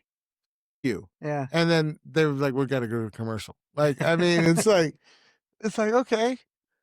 I mean, yeah, that's why you don't want to do it though, right? Yeah. So I mean, Why? Because you know they're going to decorum come it up with some bullshit. all? Oh yeah. I mean, they will ruin your The life.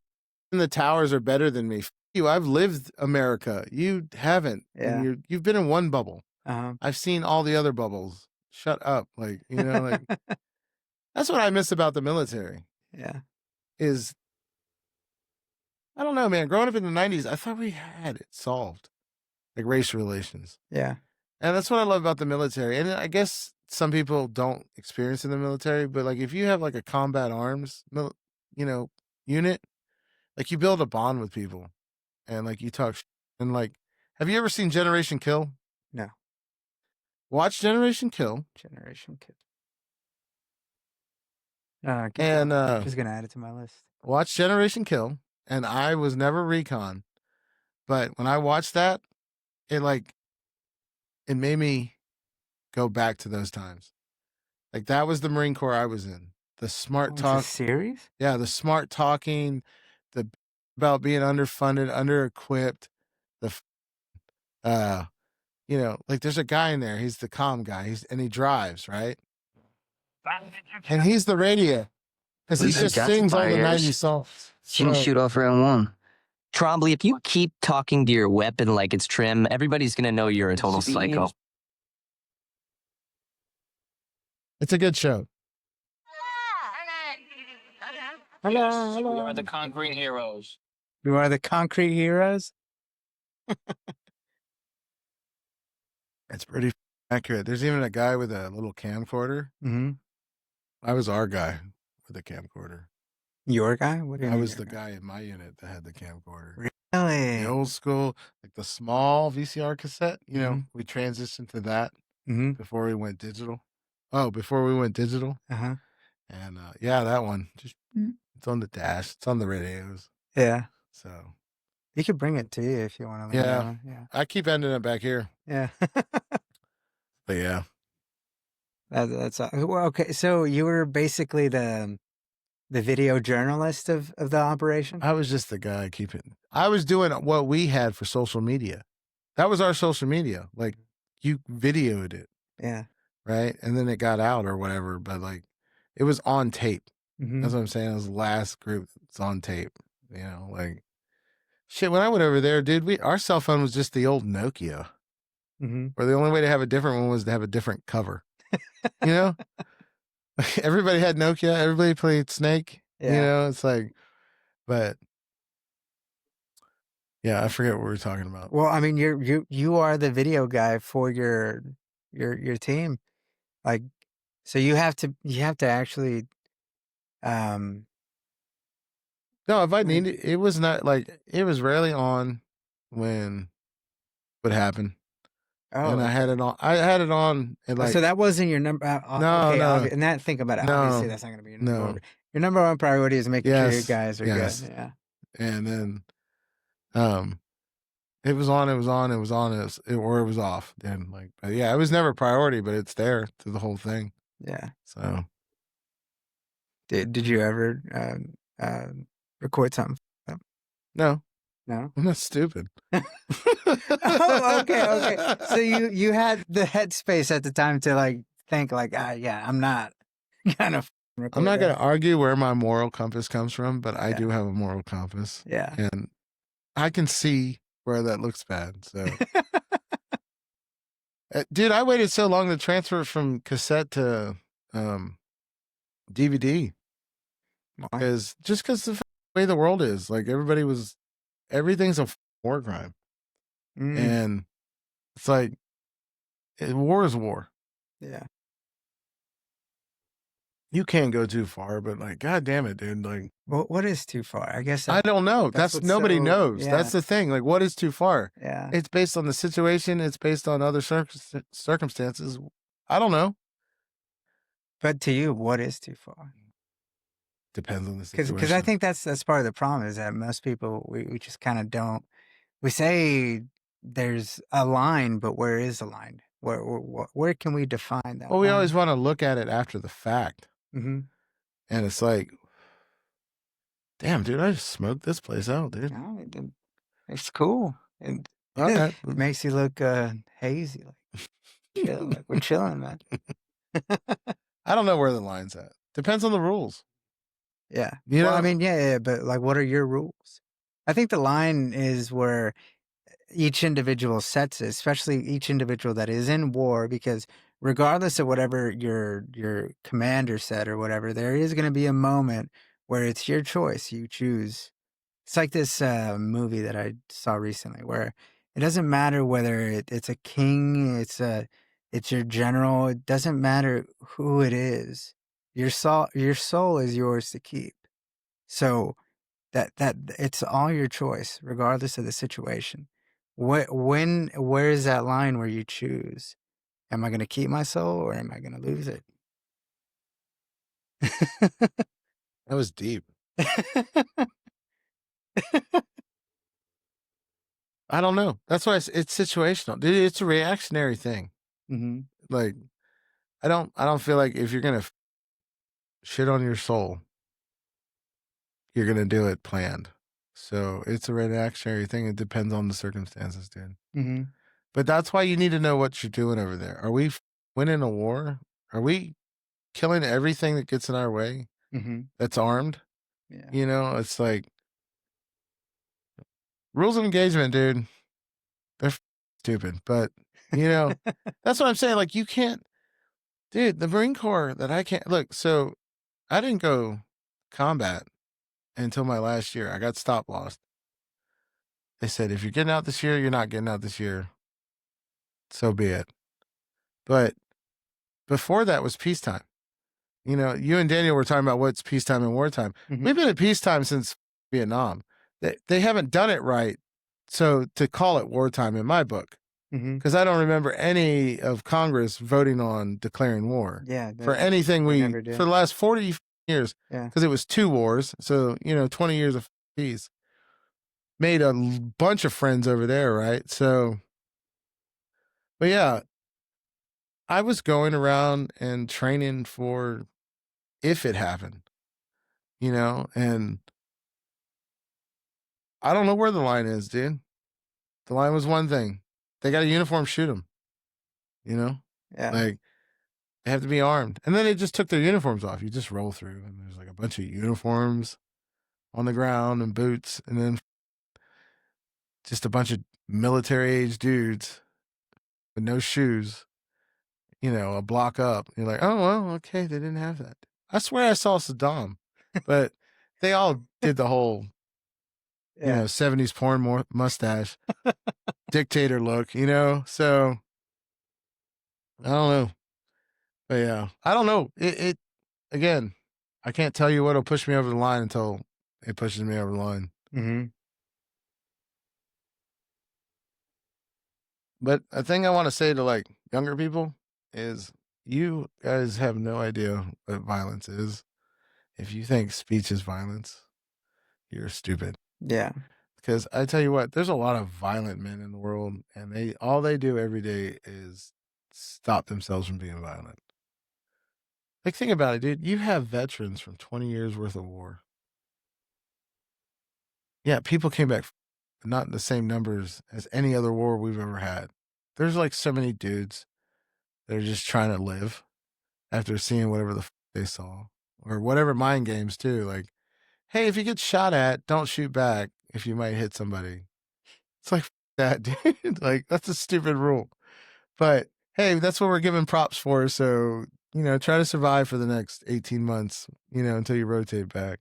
But I don't know, a bunch of up dudes just waiting for an excuse, I guess. I don't know.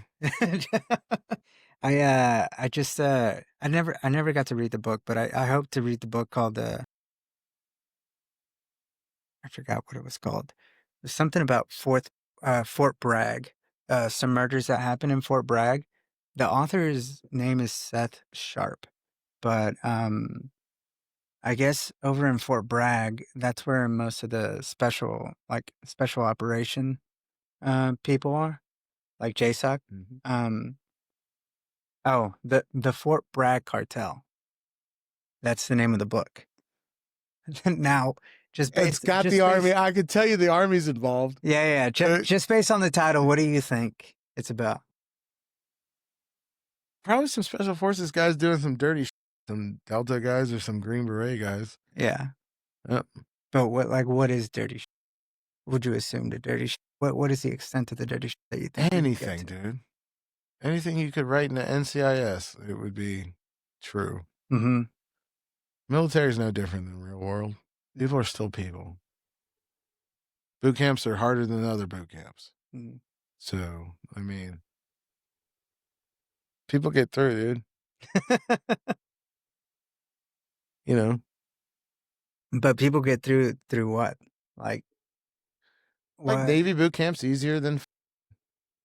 Yeah, Red no, Belt. but I'm saying like the They get- type of they- military personnel that are willing to cross the line into doing some like pretty legit illegal shit. I mean, to Because get they by. do some pretty lethal, illegal shit across the world. Right. Yeah. They, I mean, they see the chinks in all the armor of everything around them. Mm-hmm. Like they process it as a target. You know, what you see as normal life, they process as a target. And if it's too easy, people take advantage of shit. I don't know. Yeah. You got to ask them. Yeah. But I can see it. Yeah. So. Yeah. Well, I mean, because the book kind of details of these two I mean, they were friends really, but they drove to I think it was Disneyland. They took their daughters to go to Disneyland, and they were both drunks. One of them was trying to quit drinking, but that day, since they were all celebrating, they were going to Disneyland. I guess this guy wanted to drink with his buddy as well, so he got pretty hammered. But I don't know, they were good enough to where they convinced their wives that they were fine.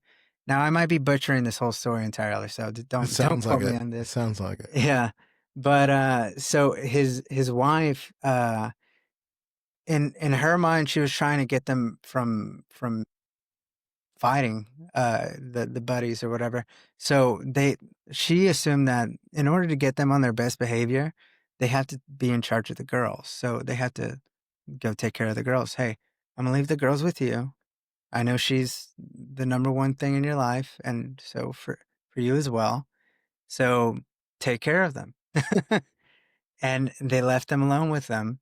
And one of the special ops guys, I mean, obviously they go to the worst of the worst, I assume. Being a special ops guy, you encounter probably the most brutal type shit that any human being can ever really encounter ever.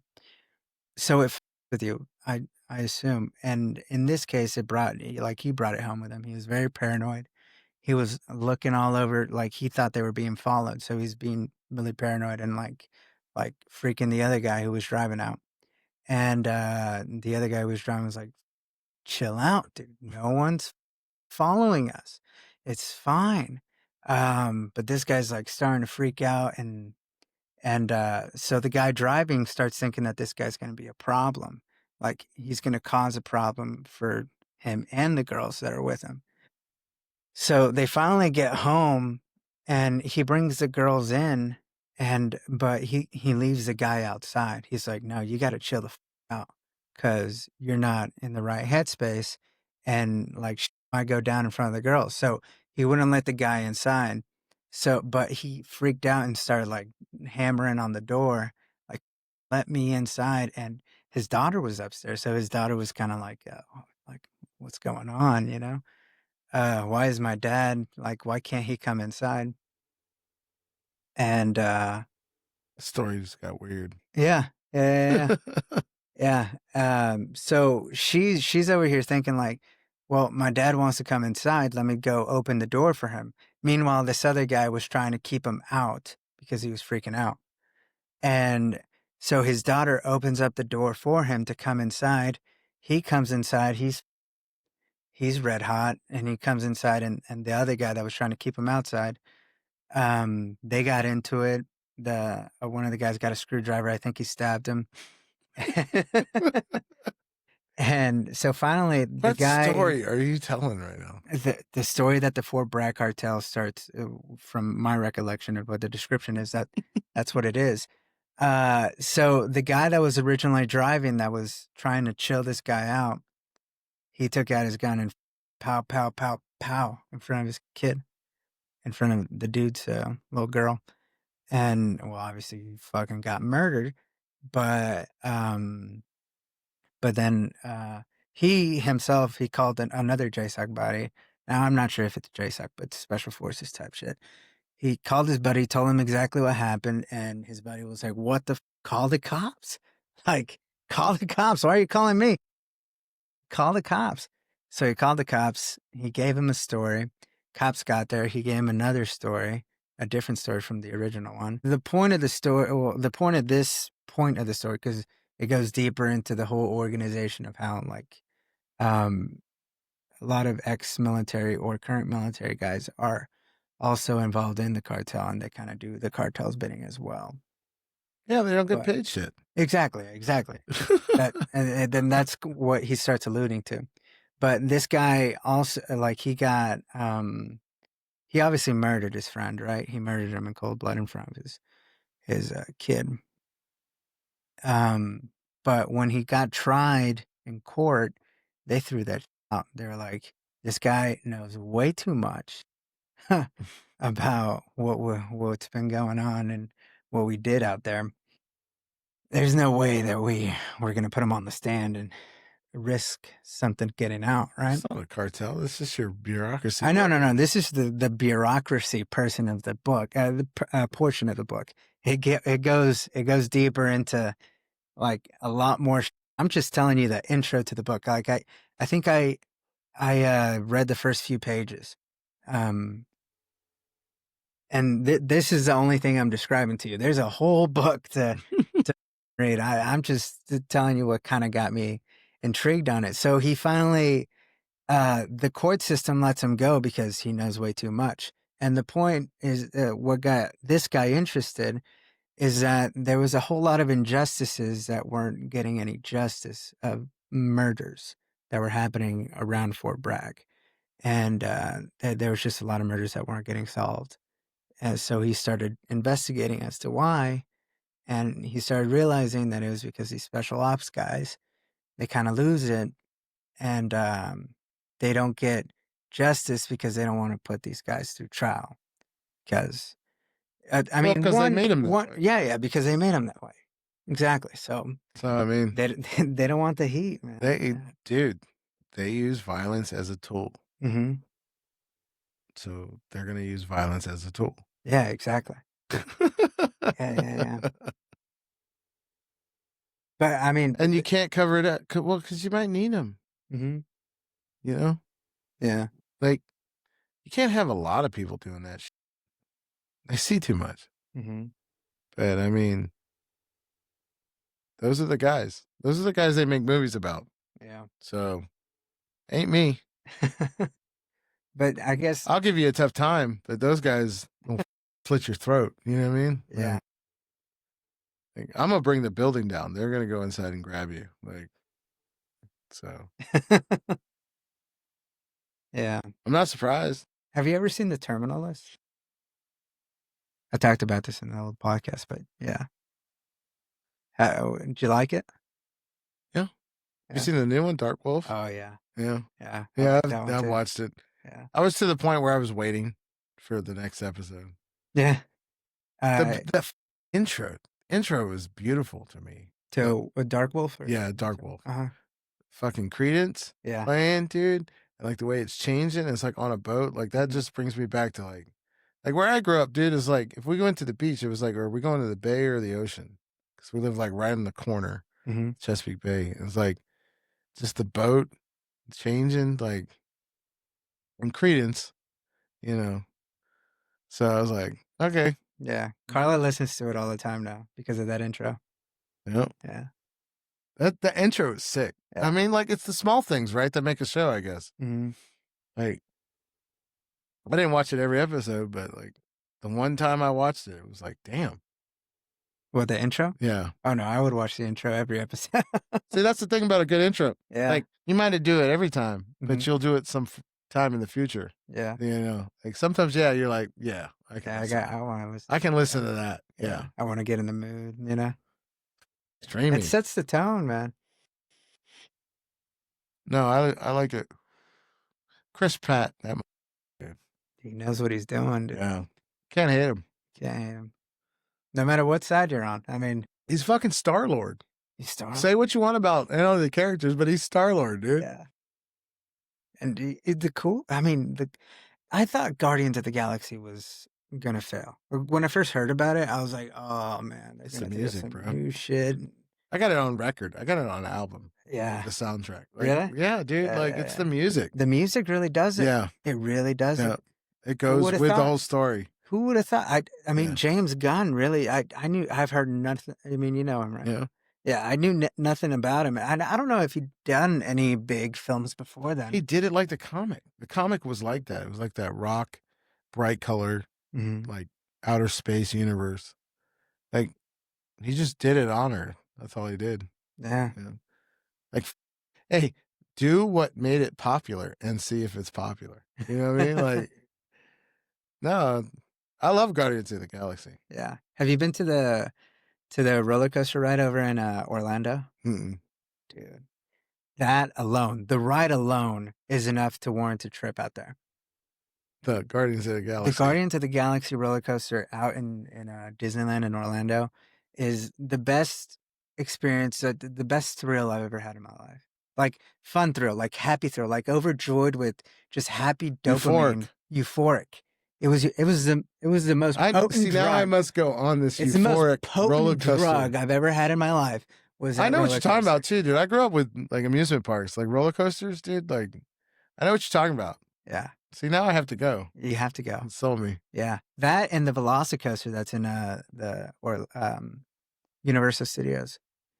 The Velocicoaster is really good. I mean, still the Guardians of the Galaxy is still light years away from the Velocicoaster, but the Velocicoaster is very formidable and it's very nice, very smooth, fast. Well, time to go to Florida.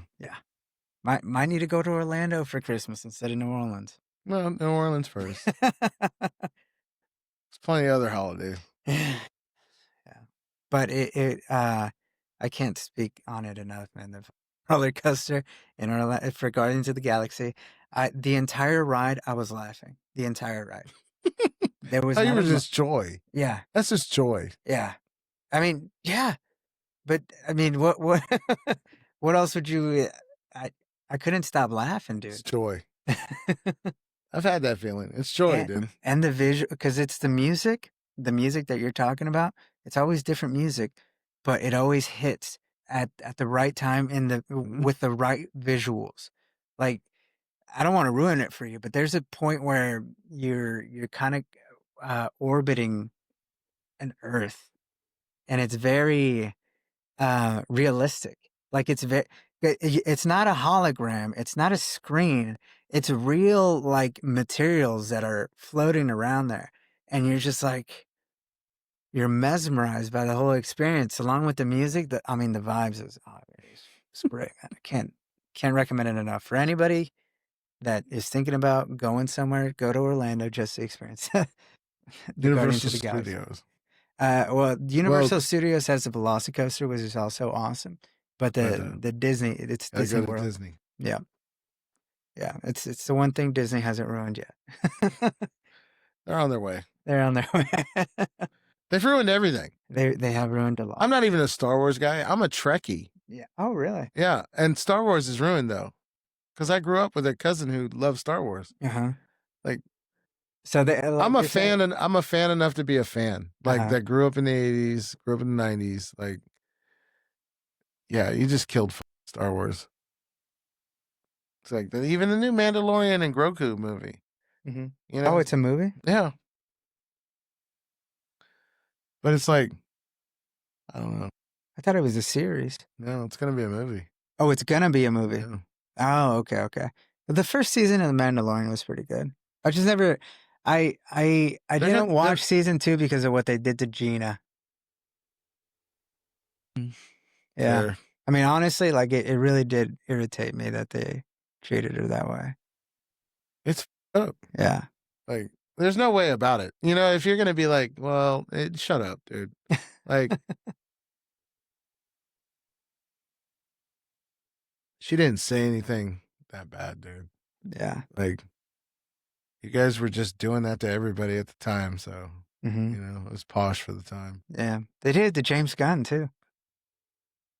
But then they wanted him back. They were like, "Oh, Well, you know, baby, come back." you can blame it on Oh, me. Yeah, but money talks, walks. Yeah. Eventually, Yeah. so You would assume that like Disney's like their strategy should be to try to develop. Actually, never mind. That was gonna go in a place I they didn't. should be mean it trying to go. make entertainment for customers instead of trying to push a message through fictional writing. Yeah.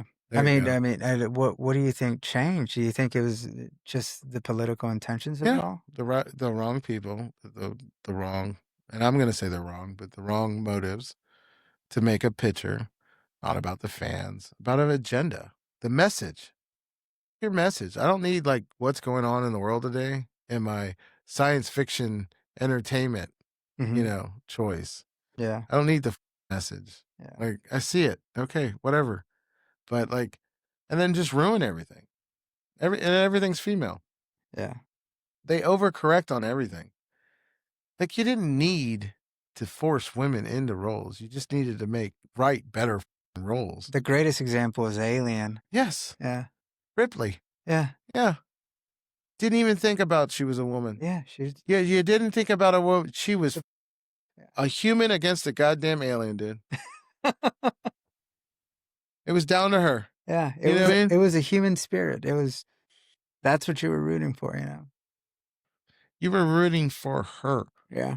for Ripley, Mhm. individual, nothing attached, Yeah. Maybe that's what we need. Aliens. Hostile aliens. I mean, they're coming. You hear about that comet that's on its way over here? No, we'll see when it lands. I'm so over aliens.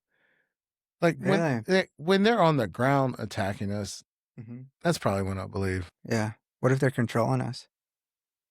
Well, then we don't know. Well, what if we do know? It's just that the people that do know don't want to talk about it. Well, I don't know because I'm not one of those people.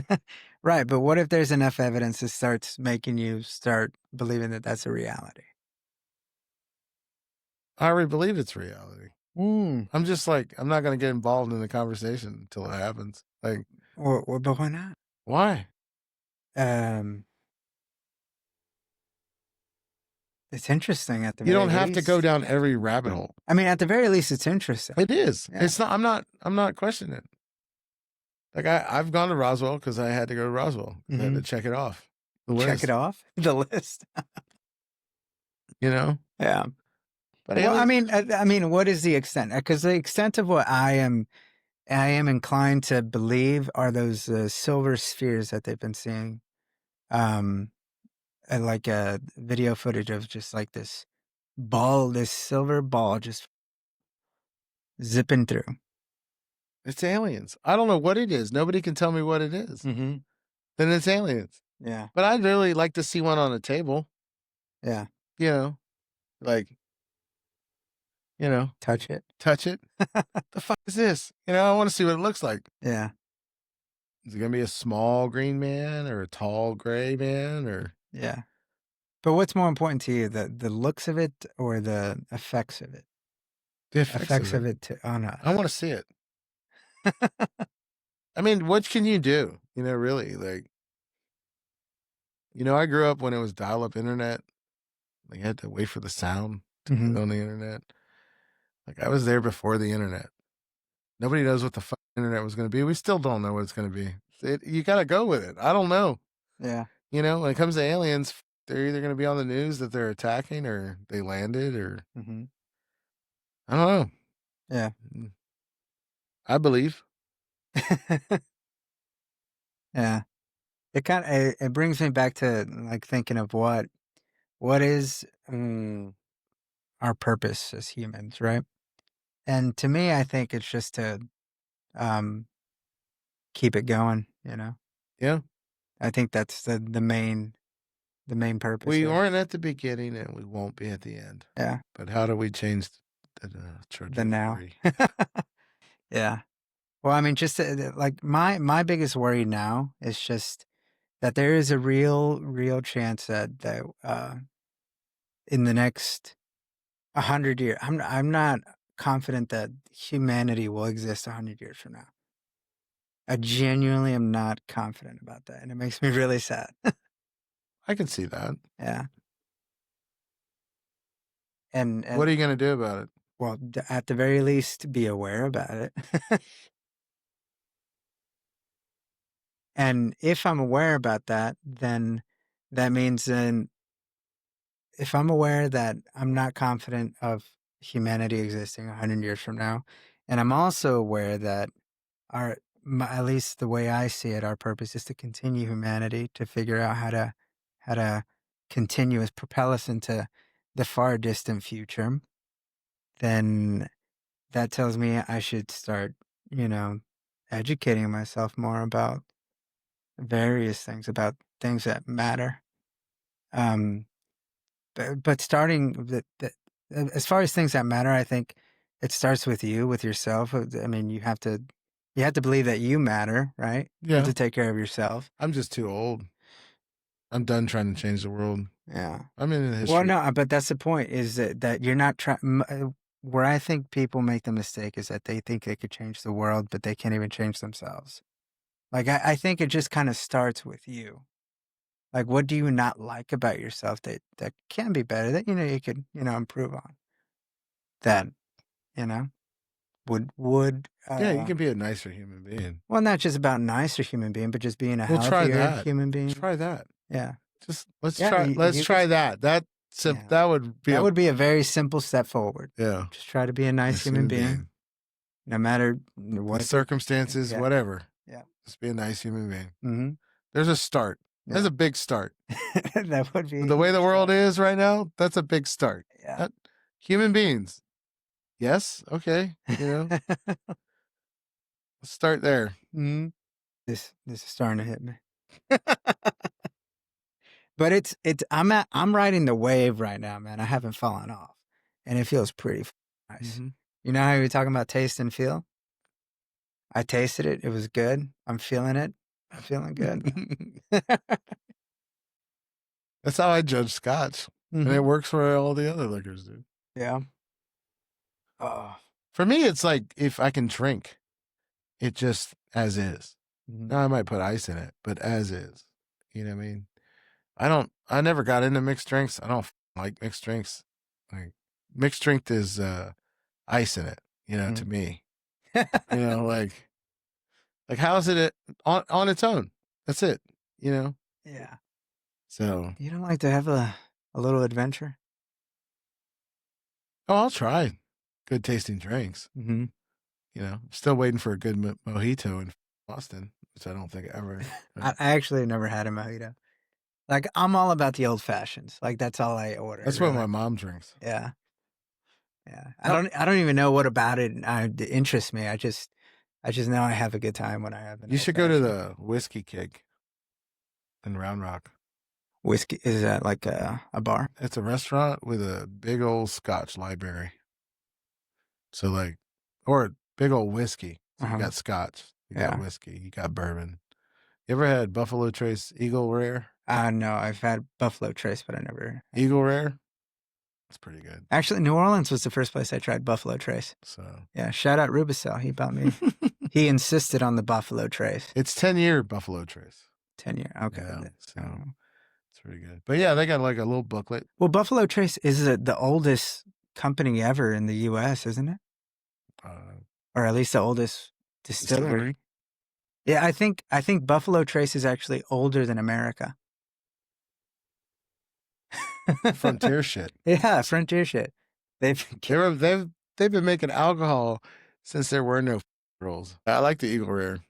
Well, I mean, and that's the other hurdle I haven't crossed over yet, is trying to differentiate between whiskeys. Like, what makes a good whiskey to me? I can't define that. I don't know how to. I can't articulate that thought because I don't know. Narrow it down. Yeah, I can't narrow it down. Like, okay, this one has a taste. Okay, this one has another taste. 5 seconds later, I forgot what they tasted like. Yeah, you got so many whiskeys though. I mean, you got like Canadian whiskey. You got all the different years of whiskey, bourbons. I just go Scotch. Mm. Good rule of thumb. You just go. 12 years or older. Uh-huh. You'll be fine. Yeah. You can't go wrong. 12 years or older. Is Scotch Irish? Scottish. Scottish. Scotch. See, that's how bad my world history is that Ireland, I thought Scotland was just like a big part of Ireland. Nope. It's the bigger part of Scotland. So what is that? What is that mix then? Right, like in Great Britain and the UK. Well, that's why they're not Great Britain anymore. They're UK, United Kingdom, Ireland, Scotland. See, I've never thought about that. I've always been confused. That's when they went from Great Britain to like UK. What? All the pissed off gingers over there bombing everything. Yeah, There's still bombs going on. No, there? they worked it out, but Oh, I mean, it took a minute. Yeah. So I just the first introduction I got to that was, but it was peripheral. I didn't it didn't really focus too much on it. Was on the series of Peaky Blinders. Mhm. You ever watch that? Have you watched the House of Guinness? House of Guinness. Same guys that made the Blinders Really? made House of Guinness. It's like the same time period. What's the? It's on Netflix. Oh, really? House of Guinness. Aren't they making a Peaky Blinders movie? Probably. It works. House of Guinness. Grab a water. All right. House of Guinness just came out in 2025. Oh, it is also a series. And is all of season 1 out already? Is it as good as Peaky Blinders? Do you recommend it? Halfway through it, I recommend it because it's the same kind of feel. Mm-hmm. Real Irish accents, Phil. Right. But like what I liked about the Peaky Blinders is that initially it starts out pretty slow. Like it takes its time to develop each character. And some people don't have the patience for that. I was just lucky enough to get to the point where it's like, okay, I'm gonna start caring about these characters here. Yeah. You invest. So do you have to invest time with House of Guinness? It's slow. I would say it's good paced. Actually, I would say it's perfect paced. From what I've seen so far, it's like the way it's building up. Mm-hmm. But I mean, it jumps into it. You know what I mean? Like it's like the dad dies, and then you got the estate of Guinness, the brewery company, getting divvied up with one guy who loves London, who's gay, right? Because we had to throw that in there.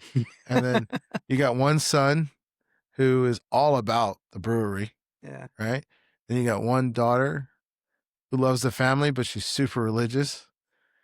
And then you got the other son who's up who just can't stay off of drink, drugs, whatever, Got a nice girl that wants to love him, and he's like, I'm too bad for you. But it's funny because you just go with it. And then they got the foreman who does all the dirty work. Uh-huh. And basically, yeah, just drama, another drama. Mm-hmm. So, ooh, you want us to tell everybody you're gay? You better do what you say when you get a seat in Parliament. Yeah, well, I guess I mean that's more true than most people think. It's in everything now, though.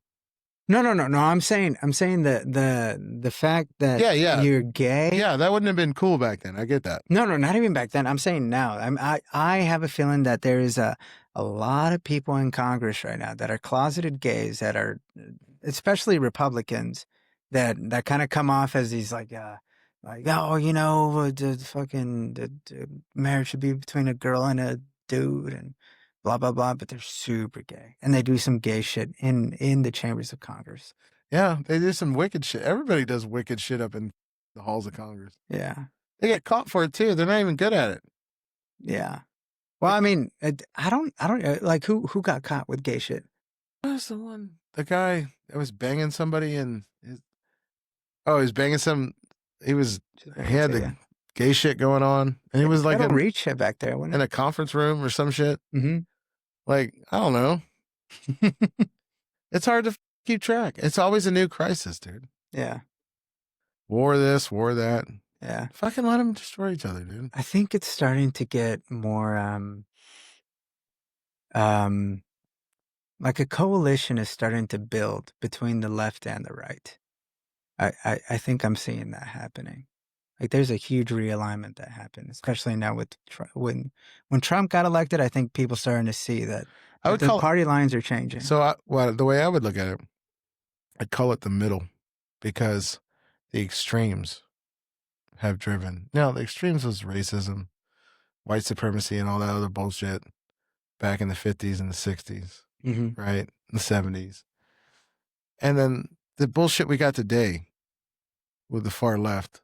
It's just like everybody that has a rational thought in their head is like, hold on. Like, you can't tell me not to believe my eyes. So it's like, Say that again. So you felt like it. I feel like it's the middle. It's the middle. What? That's becoming more of a middle. Yeah. See, I think I see it differently. I see it way differently, and it's gonna sound weird, and it's gonna sound like a little scary to some people, but I think the radical, what most people in the middle would consider radical right, and what most people in the middle would consider radical left, I feel like they're both very, very united in what they believe in, and they're starting to come together on two specific issues having to do with economics and foreign policy. And I think that's where they're starting to join, and I think that's where the new coalition is going to. Like the new majority, like Sucks to be young. Yeah. Yeah. It sucks really bad. Like really bad. It's things are gonna get wild. That's what I'm saying. That's why I'm saying that I have low confidence that humanity is gonna continue 100 Well, we years tend from to now. destroy ourselves. I mean, it's a fact. Destroy ourselves? What do you mean? Throughout history, we've destroyed. It's just been conquering army over another land's, somebody else's land. Mm-hmm. No, but no, I mean, it's just a bigger we've scale now. Yeah, it's at bigger scale because the technology is more deadly. But it's the same thing. Yeah, no, but it's just, world ending now. Yeah, but this don't care. I'm not saying that they don't care. I'm just saying that the idea that humanity will stop to exist is real now. Yeah. Well, we make the robots. We won't need much of humanity. Yeah. Well, we make AI. I mean, it's not great, but it's getting there every day. It will get there. And it probably is there already. We just haven't really seen, like it hasn't. We haven't put it in control of anything. You don't know that. Well, maybe we have. I'm 100% sure there are. Well, some and that's what, that's what happens AI. when it goes wrong, right? That's Terminator. That's the plot of Terminator. We're going to do that. We're going to turn it on and it's going to be like, you guys are stupid. See you later. I think it's closer to the Matrix. Well, I hope I'm not plugged in. Like, I think Armageddon is, like, if we try to visualize Armageddon, I think it's closer to the Matrix than it is to Terminator. Well, that's why the Matrix was so good when it was out. Mm-hmm. Because it connected to probably that level you're talking about. Yeah. Like, it's like, yeah. Remember, it was like at the beginning of the whole time, like the rat race and, going to a cubicle and fucking, it's all a simulation. Yeah. It is. It is all a simulation. And what would you do? Would you stay if you knew? Oh, would I red pill or blue pill? I feel like I'm overdosing on red pills right now, dude. Too many times. It's like, I thought this was a one-time thing. Like, what's going on here? Yeah. Yeah. Now, my mind has been blown multiple times within the last, 4 years. Starting with COVID. Well, actually, no. Starting with Donald Trump. Like, my mind wasn't blown. I think my mind was blown the first time when Donald Trump first ran for president. Yeah. To me, it made sense. Yeah, well, I mean, to a lot of Americans, it made sense. Well, yeah, because Donald Trump was everything that you wanted to be. Everybody knew who Donald Trump was. Yeah, I mean, pop culture wise, he was Yeah. very well revered. Yeah. Yeah. Like, everybody loved Donald Trump, wanted to be Donald Trump until he ran for president. If that doesn't tell you something right there. Yeah. I mean, Daniel articulated pretty well that last podcast that Donald Trump was just like, he was this goofy guy that had it all, you know? And He's a side effect a side effect of what? of bullshit politics. Yeah, but what about bullshit politics? The way it's gone, Mm-hmm. the old people that are in charge, you know, it's just a game up there. They play, you know, like role theory with people's lives. There's one bad idea after another. You got the geriatric crew at the fucking driving the car. Mm-hmm. You know, they're more about getting in the way than getting out of the way. That's what I'll say. Yeah. That's not really American. Get out of the way, dude. Like, Yeah. you know, Yeah. But what do you think about that theory I have about the both radical sides coming together?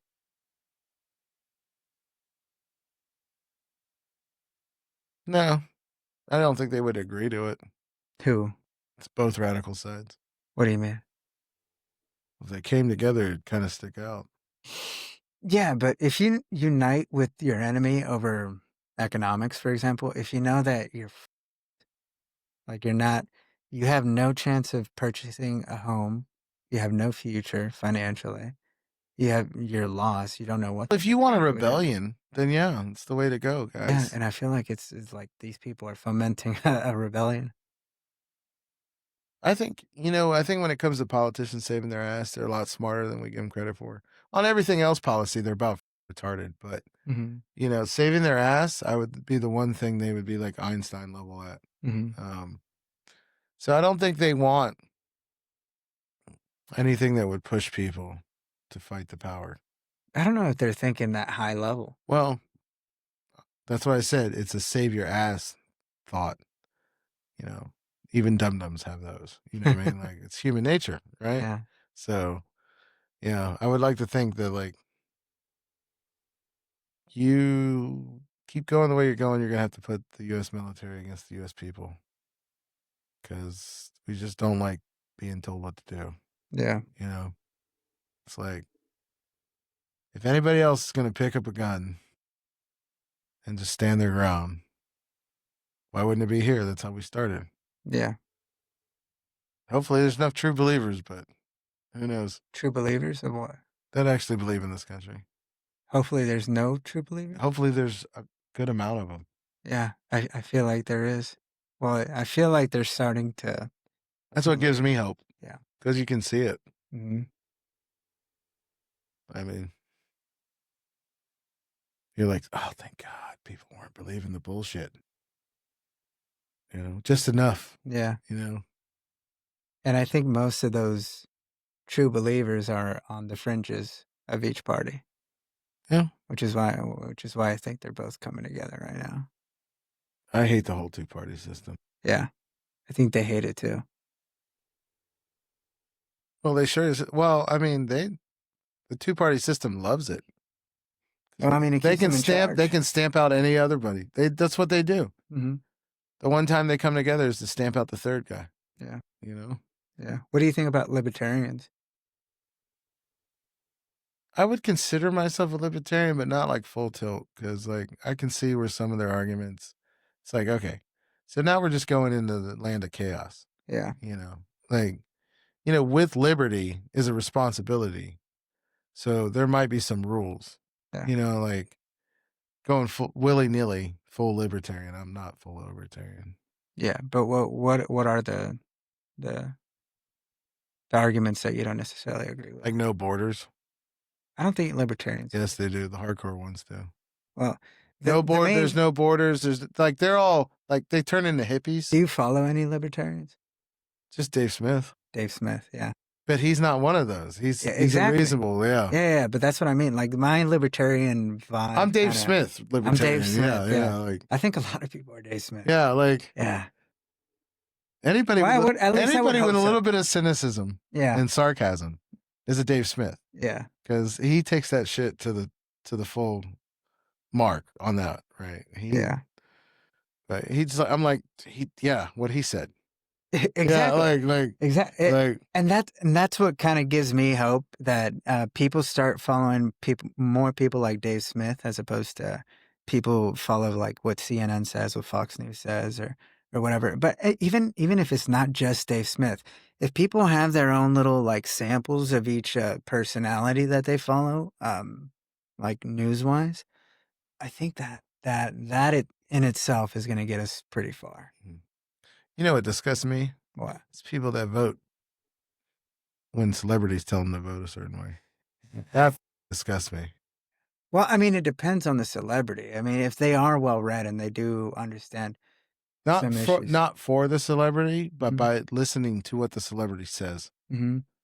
right? Because Joe Rogan never tells you who to vote for. Yeah.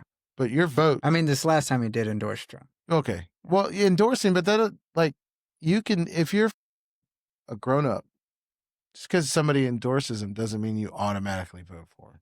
You know what I mean? Yeah. Yeah, like that's what I'm saying. Like But most people do. if they endorse him, That's why it's a powerful thing, though, right? Like, because there's a lot of people. I know. Yeah. But he doesn't come out and tell you who to vote for. Yeah. Right. And he's been on both sides of the spectrum, and you just listen to what people he has on say, Mm-hmm. and then you make your own choices. That's what we all should be doing. I don't, make your decisions on that, but understand you got to live with your consequences. But take in the information. Like you don't have to run into everything. Mm-hmm. Like don't run into the fire if you don't have to. But so, Yeah. I hate politics. You hate it? I hate it at work. I hate Well, it. right now, I think it's the most interesting thing in life right now. I know. If people would talk You think about it's a big reality show? Yeah. I think it's a bunch of dumbasses. I mean, dumbasses in a reality show. Yeah, but making decisions that have consequences on my life. That's Exactly. another. Yeah. And that's another thing. I'm not worried about the federal government. I'm just worried about the local government. Yeah. Have you followed Proposition Q at all? No, what is that? Proposition Q is a new. They want to raise property taxes. Fuck you. Yeah. And voting is on November 4th. So if you live in Austin within Travis County, I think within Travis County, please vote no. Is it just for Travis County? I think it's for Travis County. Well, I actually think it's more specific just to the Austin area. Okay. Yeah. Anything Austin ISD is up Cool. is going to go up. Huh? Williamson. Williamson? Yeah. Oh, okay. So it's not going to affect you, right? So. Well, I assume that's the thing. I don't know, guys. I mean, look it up on your own. I'm gonna have to look it up now. Yeah. It's I found out about it like a few weeks ago. I was just trying to, because I had the same thought that you did just now, in that I really shouldn't worry too much, or like my headspace shouldn't be too filled with federal government type bullshit, and kind of focusing on like what are the local issues. That's what I don't get about people. It's like you're always trying to solve it by making changes in the federal government. You do realize you have a local government. I mean, you have a mayor, a district attorney, Yeah. a police chief, a fire chief. Like, that's where you live. Yeah. A good question. How many guys do you know the name of the mayor of Austin? I don't know. I don't. Yeah, I don't either. Still the Mexican dude? No. Oh. I don't think was there a Mexican dude? Yeah, the one that was on Joe Rogan. He's Mexican? I don't know. He's got a Mexican name. Oh, what's his name? Something that ends in a Z. No, but I do remember. And when you look up his name, you're gonna be like, well, he wasn't wrong. So Yeah. like, Well, let's do a public service here and figure out who the mayor of Austin is. he's the one that actually cleaned up homelessness. He went on Joe Rogan and said homelessness. Well, no, there's a new mayor. I It's know, not the but same he one. was the one that did it, and he cleaned it up. Remember when we had the problem downtown, yeah. and then it cleaned up? I like that guy. Yeah. That episode, I highly recommend that episode of the mayor of Austin. Let's figure out what his name was. But the new mayor of Austin, his name is Kirk Watson. Kirk Watson. He has extensive experience in public policy, has served in both local and state government of Texas. That doesn't give me any confidence at all. Mm-mm. His career. And he went local to state, now he's back to mayor. Yeah, Watson has a long history in public service, spanning 3 decades in various roles within Texas public policy. I do not like this guy already. And that's just the way it is, right? Like you're justified in saying that. Yeah. Like with politics across the country, local or federal, like you're not wrong. That's why it's funny. Yeah. The mayor of Austin that was on Joe Rogan that you're referring to, his name is Steve Adler. Yeah, I'm wrong. Yeah, but I mean, he is kind of brownish. I mean, whitish brownish. I don't know. He looks white. But yeah, Steve Adler. He's I'm the on one. wires crossed. Yeah, What I can I don't know. say? But he's the one that went on Joe Rogan, and I don't know. At least as far as this is what he looks like. As far as I understand, yeah, maybe he's the one that kind of fixed homelessness. He actually, I mean, he talked about it on Rogan, right? Yeah. Yeah, he said you got to get to it when it's small. Mm. It's big. Yeah. That's kind of But how about that? $26 billion on homelessness, and it got worse. here in Austin. No, in LA. Oh, in LA. Well, in LA, I mean, people make careers off that shit. I know that's You're that's the not whole gonna- problem, yeah, right? You're not Like, gonna solve your job away. Like, I think that like they're getting paid millions of dollars just to manage. yeah, the they're getting better homeless. salaries than we are. They're paid to manage it, not to eradicate it. Their purpose is to manage it, and that right there is where you lose me. Again, don't solve the problem. Just mitigate it. Just mitigate it. Yeah. Yeah. It's really fun. But yeah, I mean that's kind of why I one of the motivations of starting this thing was to be able to talk to people and see like what they like how much they know about their surroundings, because I feel like most of our attention is on more the like the federal type shit and not necessarily what's going on here. Yeah, Like, the what's shit- going on in Tesla? What's going on around I don't small know. business here? What's going around in Austin? The people that live in Bastrop, what's going on in Bastrop? I try not to think about it anymore I mean, why not? Why not think about the local stuff? because I'm over it. Just over everything, bro. Tired, man. Shit. Yeah. Wait till you're 44 with a kid that's ready to get out of the house, and you'll be tired too. Yeah, but I mean, now you're kind of thinking of like what you kind of want to shape the world to where your kid is not in a world in the future, you know, or her kids or your grandkids in the future. I mean, that's kind of what the whole point of having kids is to you're invested in the society now. I'm trying to change the world. Trying to change the world. When I thought I did that when I joined the military. Yeah. Yeah. I mean, that's another thing that I was thinking about, Daniel, with is nowadays people who join the military, they probably don't join with the feeling of I want to go do some good, you know? Like when people joined No after one does. 9/11, it was No one does, and that's not that. Mm. You know what that is? That's you accepting that you would go kill for this place. Mhm. Because the people I joined with, a lot of people I served with, Mhm. yeah, college was, GI Bill, which was the garbage one compared to the one Obama put in. But like, Obama put one in Yeah. better. Yeah. Oh. and nobody was there for that. It was a bunch of outcasts. Like in '99 when I joined, like it's where you went when you didn't know what you were gonna do, or you Mhm. off too much, like I did. You couldn't do anything else. Yeah. It was like, hey man, you want to be in a tank and blow shit up and get paid for it? Yes. Like didn't end up in the tank. Got to blow some shit up, but Yeah. Yeah, but that goes back to because Daniel says that there's a lot of guys that join because they have nothing else going for them. It's like it's something, Like I want to go do something. I want to make some money. Yeah, no, that sounds interesting. Why not? Let's do it. I tell you what, man, it's the closest home to home you'll ever feel being in the military. Mhm. The right group of guys. It's the closest thing to home, what home should be. hmm You know, Especially with people who didn't grow up with no like, color, with a no home. no matter where you grew up. Fucking, we're all one shade of green. Yeah. Dude, like it. We're all Marines. Like, just get rid of the bullshit. But we like to bring it back now. So Yeah. you know, I don't know. I do miss that, the camaraderie. The camaraderie. Yeah. I mean, I think that's the number one thing that most military men miss about it.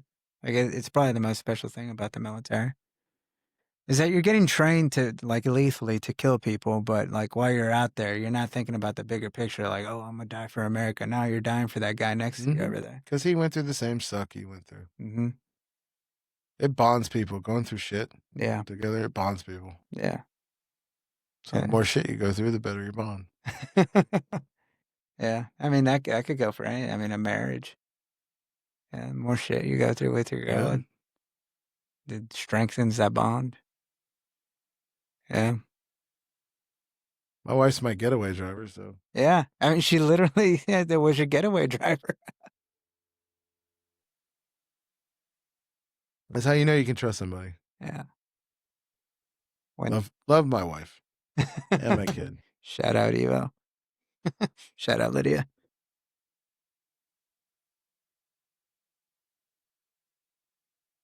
Nah, man. Yeah, I hope you're as lucky as I've been, because I found my best friend. Mm-hmm. Like, Yeah. we've gone through everything together, so I love her to death. Yeah. And I love the fact that she likes to come out and, like, you Hang know, out. Yeah. yeah, she comes out, and like when it's been like guys, I'm like, I'm bringing my wife, and they're like, what? And I'm like, well, if my wife can't be there, then I can't be there, because that's just how that works. Yeah. And she ends up being more of a shit talker than half the guys that like you hang out with. Yeah. You know? No, she can hang. She'll also get you in a fight. By the way. Yeah. I don't doubt it. But if I'm not watching, I'm like, she'll get you into a fight. But she hurts feelings. Yeah. I love her. Yeah. Now that's very real. She don't hurt mine. So yeah.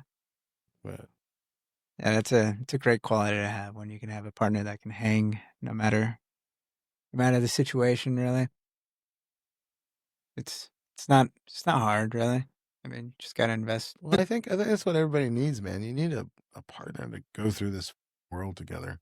Mm-hmm. Whatever you want to say, religious, or you want to do it for the taxes, or whatever, you know, whatever the reason you're getting married, or you need a license. Yeah, but life's hard enough as it is, man. Like, it's better with two people. Yeah, you know, or it's better with that other person. Yeah, I mean, there's a reason. There's a reason. There's two genders here. It's human nature. It's human nature. Yeah, I don't know what to tell you. Whoever designed us, Yeah, that's what it is. Like, there's a reason. The story of Adam and Eve Yeah. is there for a reason. Get together. Yeah. Get together. Get married. Stay committed. That's the thing that I think most people kind of they forget what commitment is. Yeah. Yeah. Well, but also, like, I don't know if commitment is really taught. Like, that usually comes from your parents, right? Mm-hmm. Your parents are the ones who teach you what commitment means.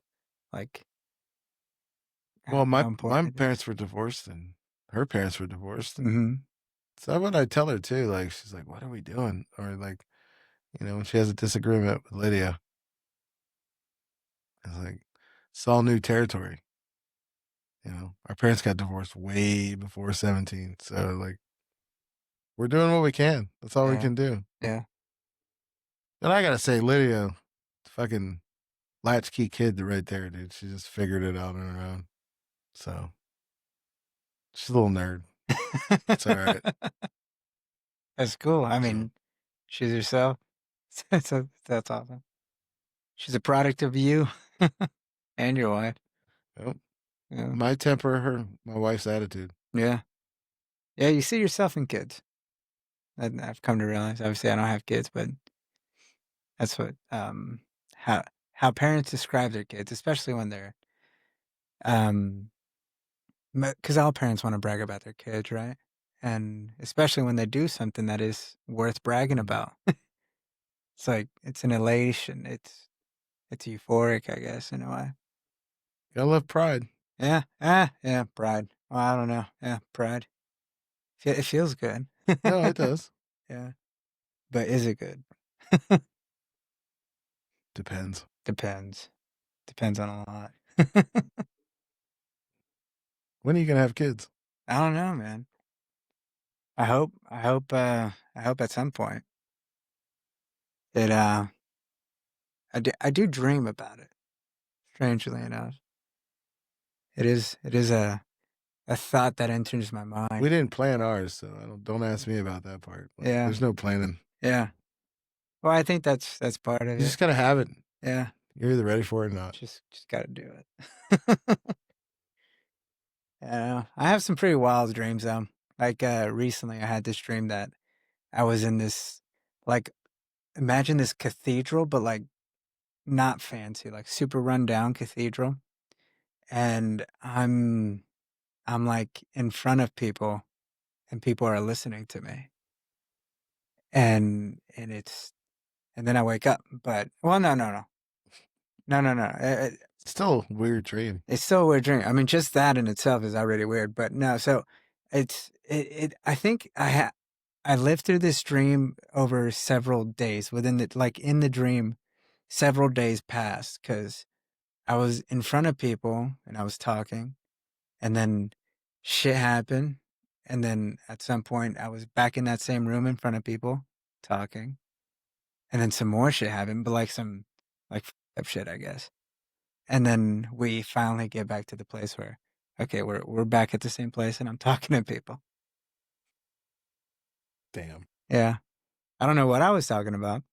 I just remember it felt like a place made out of clay or something. It's a dream. Yeah. Yeah, I enjoy dreaming. My wife doesn't like dreaming at all. It's usually nightmares. And then there's some people that just never dream at all. I do bad shit in my wife's dream. In your wife's dream? Yeah. Does she wake up and hit you? Like, why the f did you do that? I dream about stupid shit. If I dream. Uh-huh. My last dream, I got fired for something I said, but I can't remember what I said. In your dream? Yeah. But it was like supposed to be Tesla, but it wasn't Tesla in the dream. Mm-hmm. And I had like like Rocky 3, like what's his name? The Russian's girlfriend. You haven't ever seen that movie? I mean, I obviously have seen. But anyways, like yeah. a Bond supervillain's assistant with like very short platinum hair pulled me aside and told me I was fired. And then I couldn't find my car in the parking lot. That's when I woke up. and I woke up late for work. I slept in that night. Yeah. Oh my. Yeah. The way you described that chick, she reminded me of that. Have you ever seen The Incredibles? Mm-hmm. Yeah. It's Syndrome's assistant. Yeah. That's what I thought But of. with short hair. Yeah. Yeah, her with short hair, yeah. That was the HR lady that came and got me.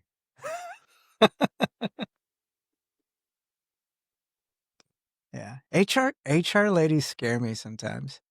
Because they have to do they have to be in the room when people get fired. And I already don't like giving people bad news. I can't imagine having to always be there, no matter like how, like, because they're gonna get the worst of the worst and probably the best of the best. I mean, I'm sure some people just take it on the chin. Like, I understand. Like that happened to my buddy. Shout out David Luna. I mean, he got fired because of he said the N-word in the chat, and that just fucking. That right there, that's all. That's all it takes. That's all it takes, man. But yeah, as far as I know, he just took it in the chin and, all right, I accept that. Time to move on. But they have to deal with, well, those are the best case scenarios, but what is the worst case scenario? Because you have security outside the door, right? But like how many HR ladies do you think have experienced danger when they fired a person? I don't know. I know that place goes through HR ladies. Oh, and at Tesla? Yeah. Yeah. Yeah. Every quarter, it's a different HR lady. So they choose through some people. Well, Tesla's where you go when you're like, I want to be in HR. And then Tesla's like, shows you, I don't want to be in HR. well, they get rotated around, I think. They do, what but happens. they move up. But they're like Yeah. always backfilling. Yeah. Like always with the next one. Like, Yeah. you know, first quarter, that's this lady. And then third quarter, it's this lady. Yeah. I wonder if they have, I wonder if like, you know how they have different jurisdictions or whatever, they're in charge of different teams or whatever. I wonder if an HR lady has to be in charge of production associates for a period of time and deal with production associate type drama for a period of time, and then go over to just dealing with engineer type drama for a period of time, and then moving over and dealing with like the financial team, office people team type of drama, and then so on. Like I want to think that they treat them like different production lines, like different technology, Yeah. right? Like that these people are experts in. I mean, at the end of the day, though, they're there for the company, not you. No, I'm not saying. I'm just saying over their overall day to day. Like I don't understand their world at all, and I'm just making an assumption. I don't want their world. Whatever it is. Their world is, I assume, full of drama. And, Yeah, it's all drama. It's all drama. Yeah. Nothing but paper, screens, and drama. I'm good. And manipulation, I think. Yeah. Yeah. Well, yeah. You can put somebody up for something, but if some HR lady that's never done the job is going to say, nah, not good enough. Oh, you're saying like promotions? Yeah. Yeah. They get like they know best. You know, they're just plugging out numbers so the numbers line up. So, yeah. I don't know. My roommate gave a good argument as to why HR people are so involved in the promotional process of the hiring process. I just forgot it. But I can't articulate a good argument for them being a part of that process right now. I don't think most maintenance techs really see that side of it, I guess, or what the purpose of that is. I think their job should be to buffer. Somebody saying that every one of their people is a 4. But when that's not even the case, then don't be the one to step in the way. You know? Mm-hmm. Like, if there's, I mean, and like, well, yeah, I mean, I don't know even if your super AM justifies it, why they think you are what you are. Again, what expertise do they bring to the table to judge that, to make the final decision? Well, it also could be just a numbers game. Like, well, I'm sure like, that's what it is. But by that I mean, like, let's say you're an HR person and you're in charge of like 5 supervisors that have their own individual teams.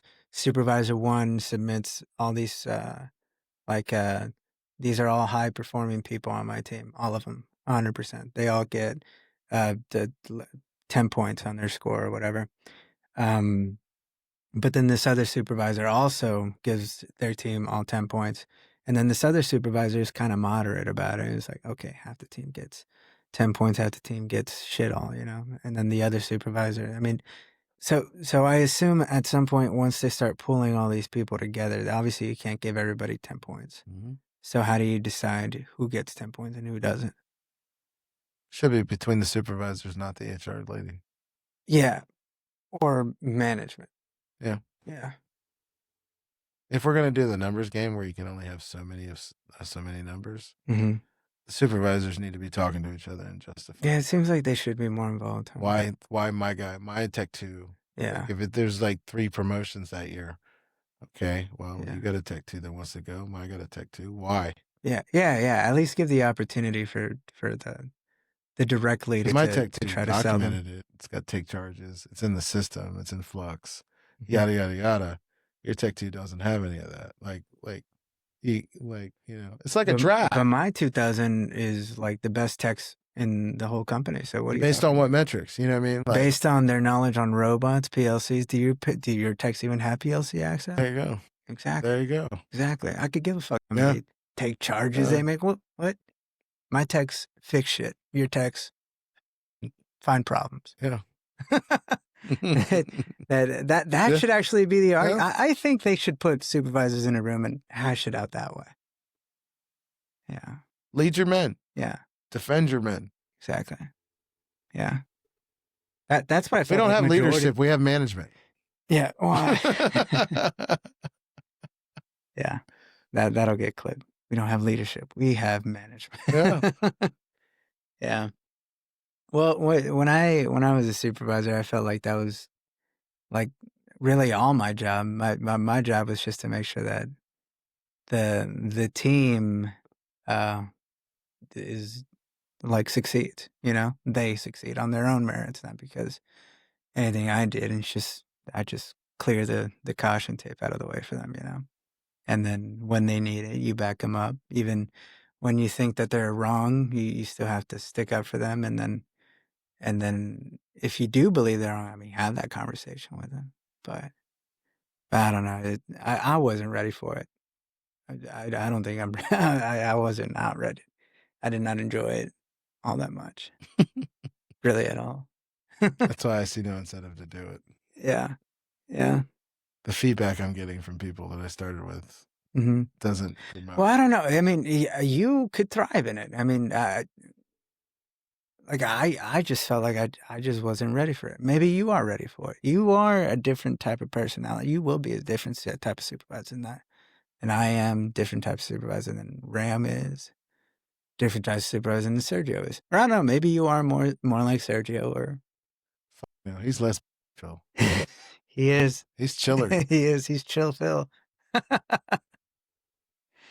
So Yeah. Yeah, you guys were like twins. I mean, you still are twins, but like I remember back in the beginning, it was just, oh shit, is that Phil or Sergio? he met my mother Oh, really? at Kuka training.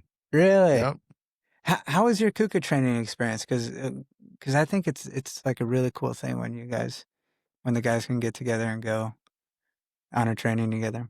I don't think people like really, I don't know. For me, it's a good thing. Granted, okay, it might be the basics, Mm-hmm.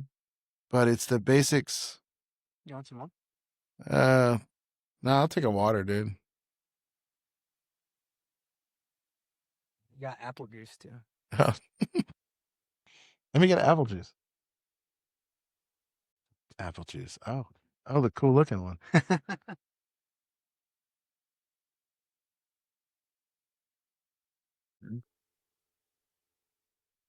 You were in the Marine Corps when 9/11 happened?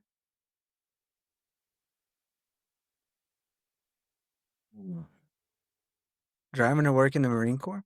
What where were you? Pendleton. California. Barracks to the unit. Mm-hmm.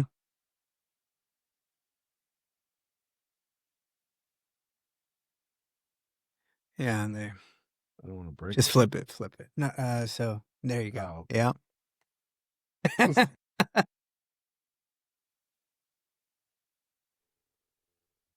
All right. 9/11. 9/11. What are we talking about? You were driving in Pendleton. Yep. I was driving from the barracks to the unit building because, like, during normal times, Monday through Thursday or Monday through Friday, you drive to work. It's like a 7 to 4 job, Mm-hmm. right? And depending on your job, I mean, you do PMs on your trucks, you know, your equipment. Mm-hmm. We used to do acid, but that's called that was an acronym for aircraft ID. Mm-hmm. Since we shot missiles, you had to learn like all the country's aircraft. All the countries and what? All the country's aircraft, Uh-huh. like the bad guys and the good guys, so you know who to shoot and who you don't. Oh, yeah.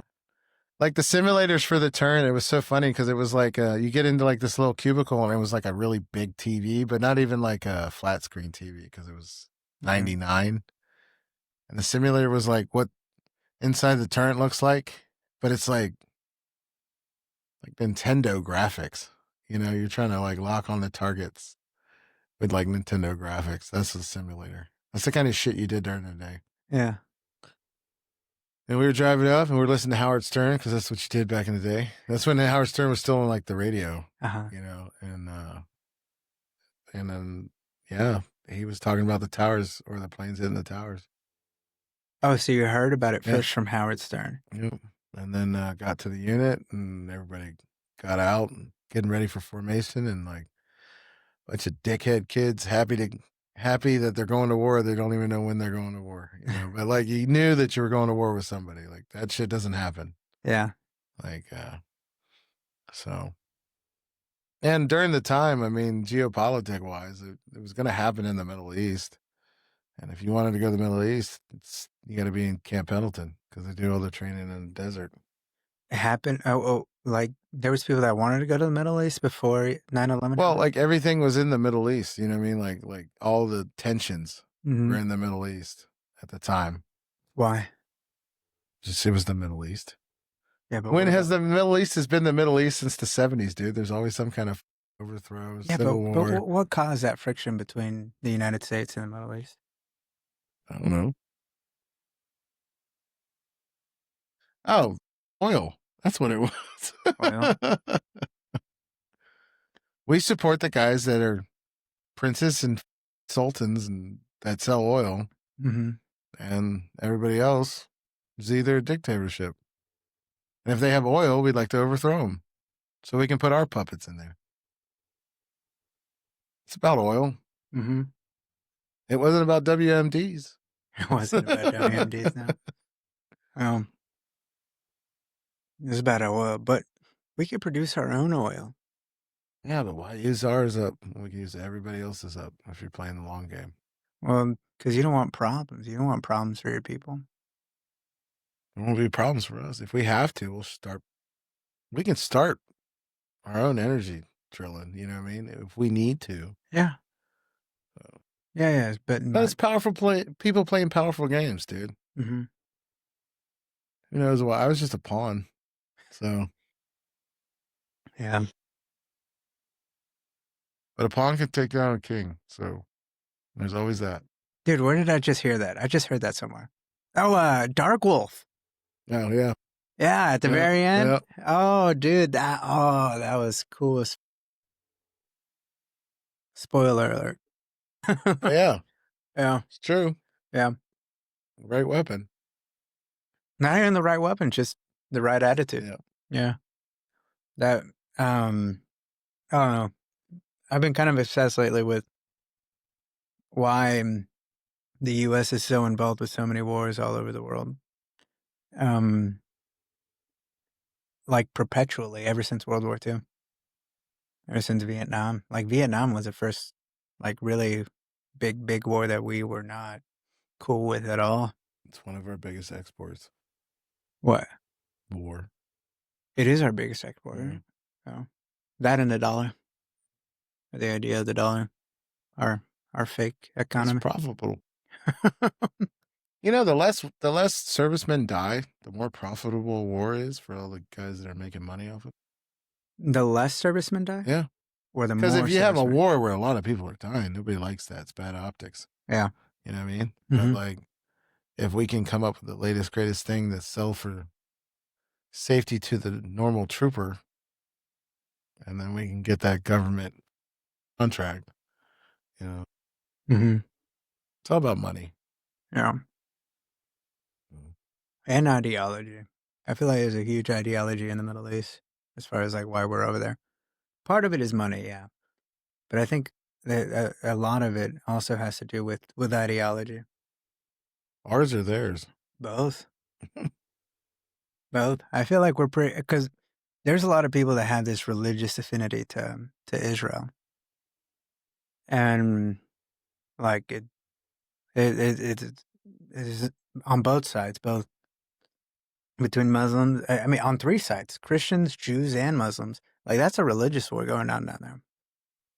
It's over property. It's over a bunch of different shit, and it's been going on for a long time. Yeah, since the beginning of time. It's the beginning of time, man. That's how I look at Israel and all that other shit. Israel's not perfect. I don't live in a country that is perfect, so I can't judge. Keep fucking, you don't go up to the guy that's 6 foot tall and slap him in the fucking face. Right or wrong. Like, everybody wants to put a morality to it. Israel, not perfect. Hamas, not perfect. They're right next to each other. Yeah. Conflict is conflict. We'll deal with it later. I mean, like we always do. Just clutching your pearls now. It's like you get to see it. You get to see what we did to Berlin. Mm-hmm. Like you get to see what we did to Germany. This is war. You know, you get to see the scorched earth of Vietnam. Like that. I'm sorry, but that's what happens. Like this perfect war. I don't know how to fight it. Mm-hmm. You know, what are you supposed to do? Let it happen again? I don't know. Nobody's got an answer, and nobody will stick to an answer because they don't want to be that guy. What guy? The guy that called something that didn't happen. Like nobody wants to put their career on the line to talk about Israel and Gaza. Mm. You know? Yeah. I feel like the people that do, though, I think it is something to be commended. Like it is that is a pretty huge thing. That is like going back to Tulsi Gabbard endorsing Bernie as being a suicidal thing to do politically. I feel like people who are speaking about that issue right now are also treading on dangerous waters. Well, in my opinion, Mm. you got Israel. Yeah. They have gays. They have multiple religions. Yeah. They have multiple cultures, multiple skin colors, multiple traditions living together. Yeah. Then you got Palestine, controlled by Hamas. One religion. They treat women like shit.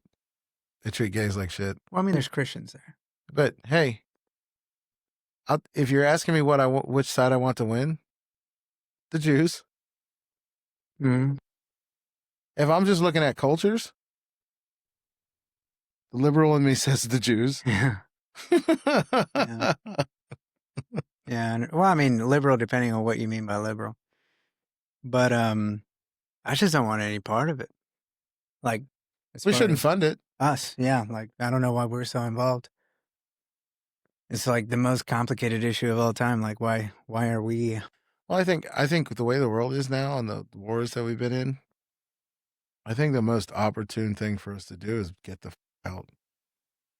Let some things try and settle themselves. Yeah. Without our fingerprints on it. Yeah. Like, imagine that. Do you think Israel would be as ballsy as it is if it didn't have our support? No. No. You think there'd be more peace in the Middle East? Dude, they would not be sending in strike teams on nuclear plants in Iran. Yeah. Without be like, oh, by the way, these guys. We got Big Brother over here. Yeah. Yeah. Like, yeah, you might have a chance with us, but you know these guys will smoke you from 5,000 miles away. Like, Yeah. So, no, let it. I mean, I just think we're delaying it. Mm-hmm. The inevitable is coming. Like, they don't like each other. What is the inevitable? They got to fight it out. See who's left on top. Mm-hmm. So, you're saying Palestinians, Israelis, only them? But because the Israelis are kind of picking fights all over the place. And they've been picked on before, though. Yeah, I mean, if they get picked on, they're picking back, right? I mean, like 3 countries tried to take them over back in the 70s. Mm-hmm. You know, I mean, like it's why are we fighting? Exactly. Yeah, why are we involved? Yeah. Again, why are they fighting? You know what I mean? Like it's a fight that's never ending because we never let it end. Mm-hmm. Let it end. See who wins. Mm-hmm. You know? Yeah, it's gonna be a shit you don't want to see, but like this is 2 cultures that have never come to or don't want to come to the table. Is Saudi Arabia nuclear? No. Yeah, no. Because I feel like if we stepped out, Israel wouldn't be as ballsy as it is with it. So it would have to play nice with the people that surround it. And as long as we're the big bro that has little bro's back, like little bro's gonna be acting out a lot, and it's gonna pick fight. It's gonna pick fights that doesn't need to be picking. Well, that's another thing though. If you look at what they've done so far, like those will do some shit. Israelis? Yeah. Yeah. So even if you take our back in a way, and I'm not saying it's the reason they were the original terrorists, right there. Well, yeah, like when I'm just saying, like you want to back them into a corner, Mm-hmm. like I don't think it's going to be less than what has already happened. Yeah. I think they're going to come out swinging. So I mean, they had a Samsung option. You ever heard of that? yeah, That's wild. Holy shit! I mean, but the Samson option is just I'm just taking everybody out, right? So some people are, man. Mm. That's kind Like, you get people that don't care for their fellow human man, mm-hmm. then they'll do anything, bro. Yeah. Especially if they can justify it to themselves. Mm-hmm. Yeah, anything can be Within justified. the delusion going around the world nowadays, like, it's like, can we get farther from reality? Like, we're talking about shit we shouldn't be talking about. We already solved, by the way, and this is slowing down the progress of humanity. Yeah. You know what I mean? Yeah. Like,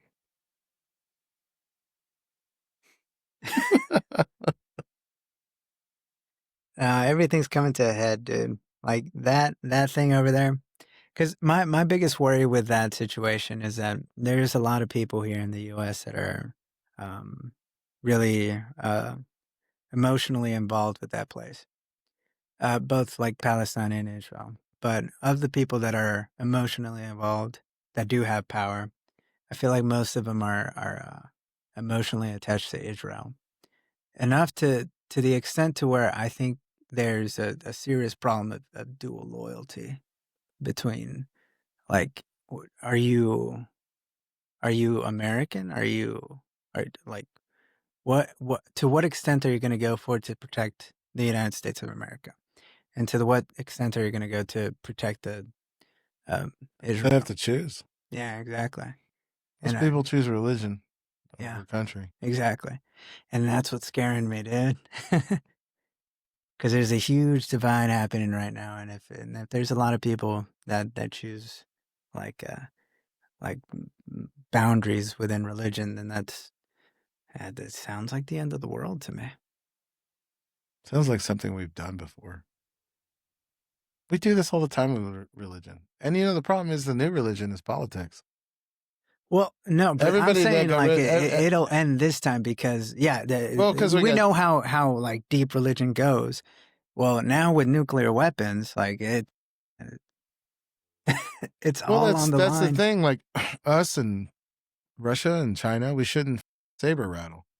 Mhm. But I mean, I don't know. It's not popular to say. Well, because like it's the whole purity spiral here. Like, yes, Putin is a bad leader. Mhm. But he's not asking me for a dime. That's true. But here's the thing. Like this, you want to make him the villain. Yeah. Well, what are we going to do? I mean, are we going to risk nuclear war or not? Yeah. You know what I mean? There are those two options. Yeah. Like, NATO, do your fucking job. We've been paying your bills since the inception, so do your fucking job now. Like, you're closer. You're there. Yeah. It's at your doorstep. You know what I mean? Like, take care, NATO, take care of Europe. Like, I thought that was the whole point. Yeah. You know, like, I think NATO is also kind of like has the same attitude as Israel. In that I got big bro over here, man. Don't fuck with me. mhm. Well, big bros get tired too. Yeah, They big got a- bro's they got a- tired as fuck, They man. got, I'm down. Let little bro figure it out, dude. Little bro fucking cut I'm your worried shit. about Americans. Like, Yeah. that's it. Like, Yeah. like, okay, we can't solve everybody's problems when we have problems. Like, Mm-hmm. Let's focus on shit here. Shit. Like, Yeah. I'm sorry. The U.S. government should be focused on the U.S. Like, Yeah. that's next level. Mm-hmm. Yeah. Did you know that JFK was trying to denuclearize? I didn't, but I mean, they killed him because he was just speaking the truth. What was the truth? We don't need all those 3-letter agencies. What's the scariest thing in America? The CIA, the 3-letter the agencies. NSA. Yep. You don't want to come across any of Yeah. them. The FBI, the NSA, the FBI. CIA, Yeah, no. DHS. Yeah. Like you don't want to even be on the radar.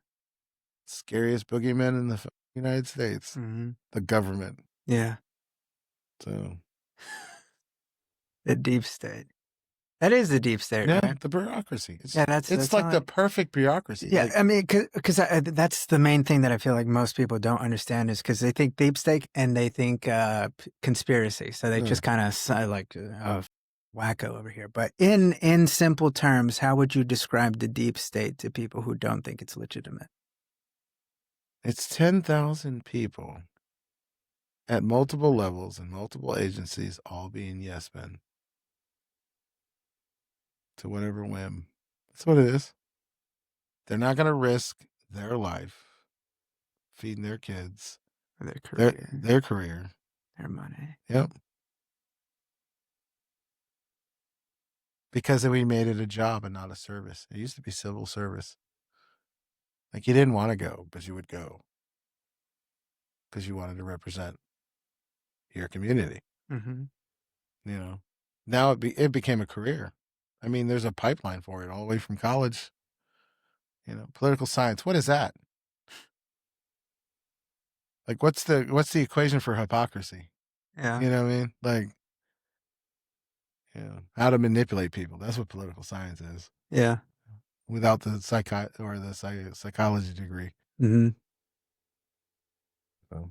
Well, taking it back to one of your main follows, Konstantin Kissen, his last question, or their last question on their podcast is, what is something that we didn't talk about that you think we should talk about? It's a good question. It's always a good question.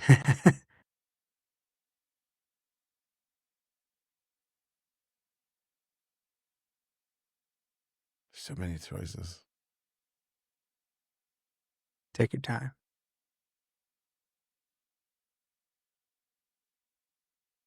College tuition. College tuition. Yeah. We're not talking enough about college tuition. When I came out of high school in '99, for state college, and I'm not talking Yale, not Ivy League, for state college, you could work part-time and go full-time school and pay for it. Room and board, shit like that. 300% increase in tuition since then.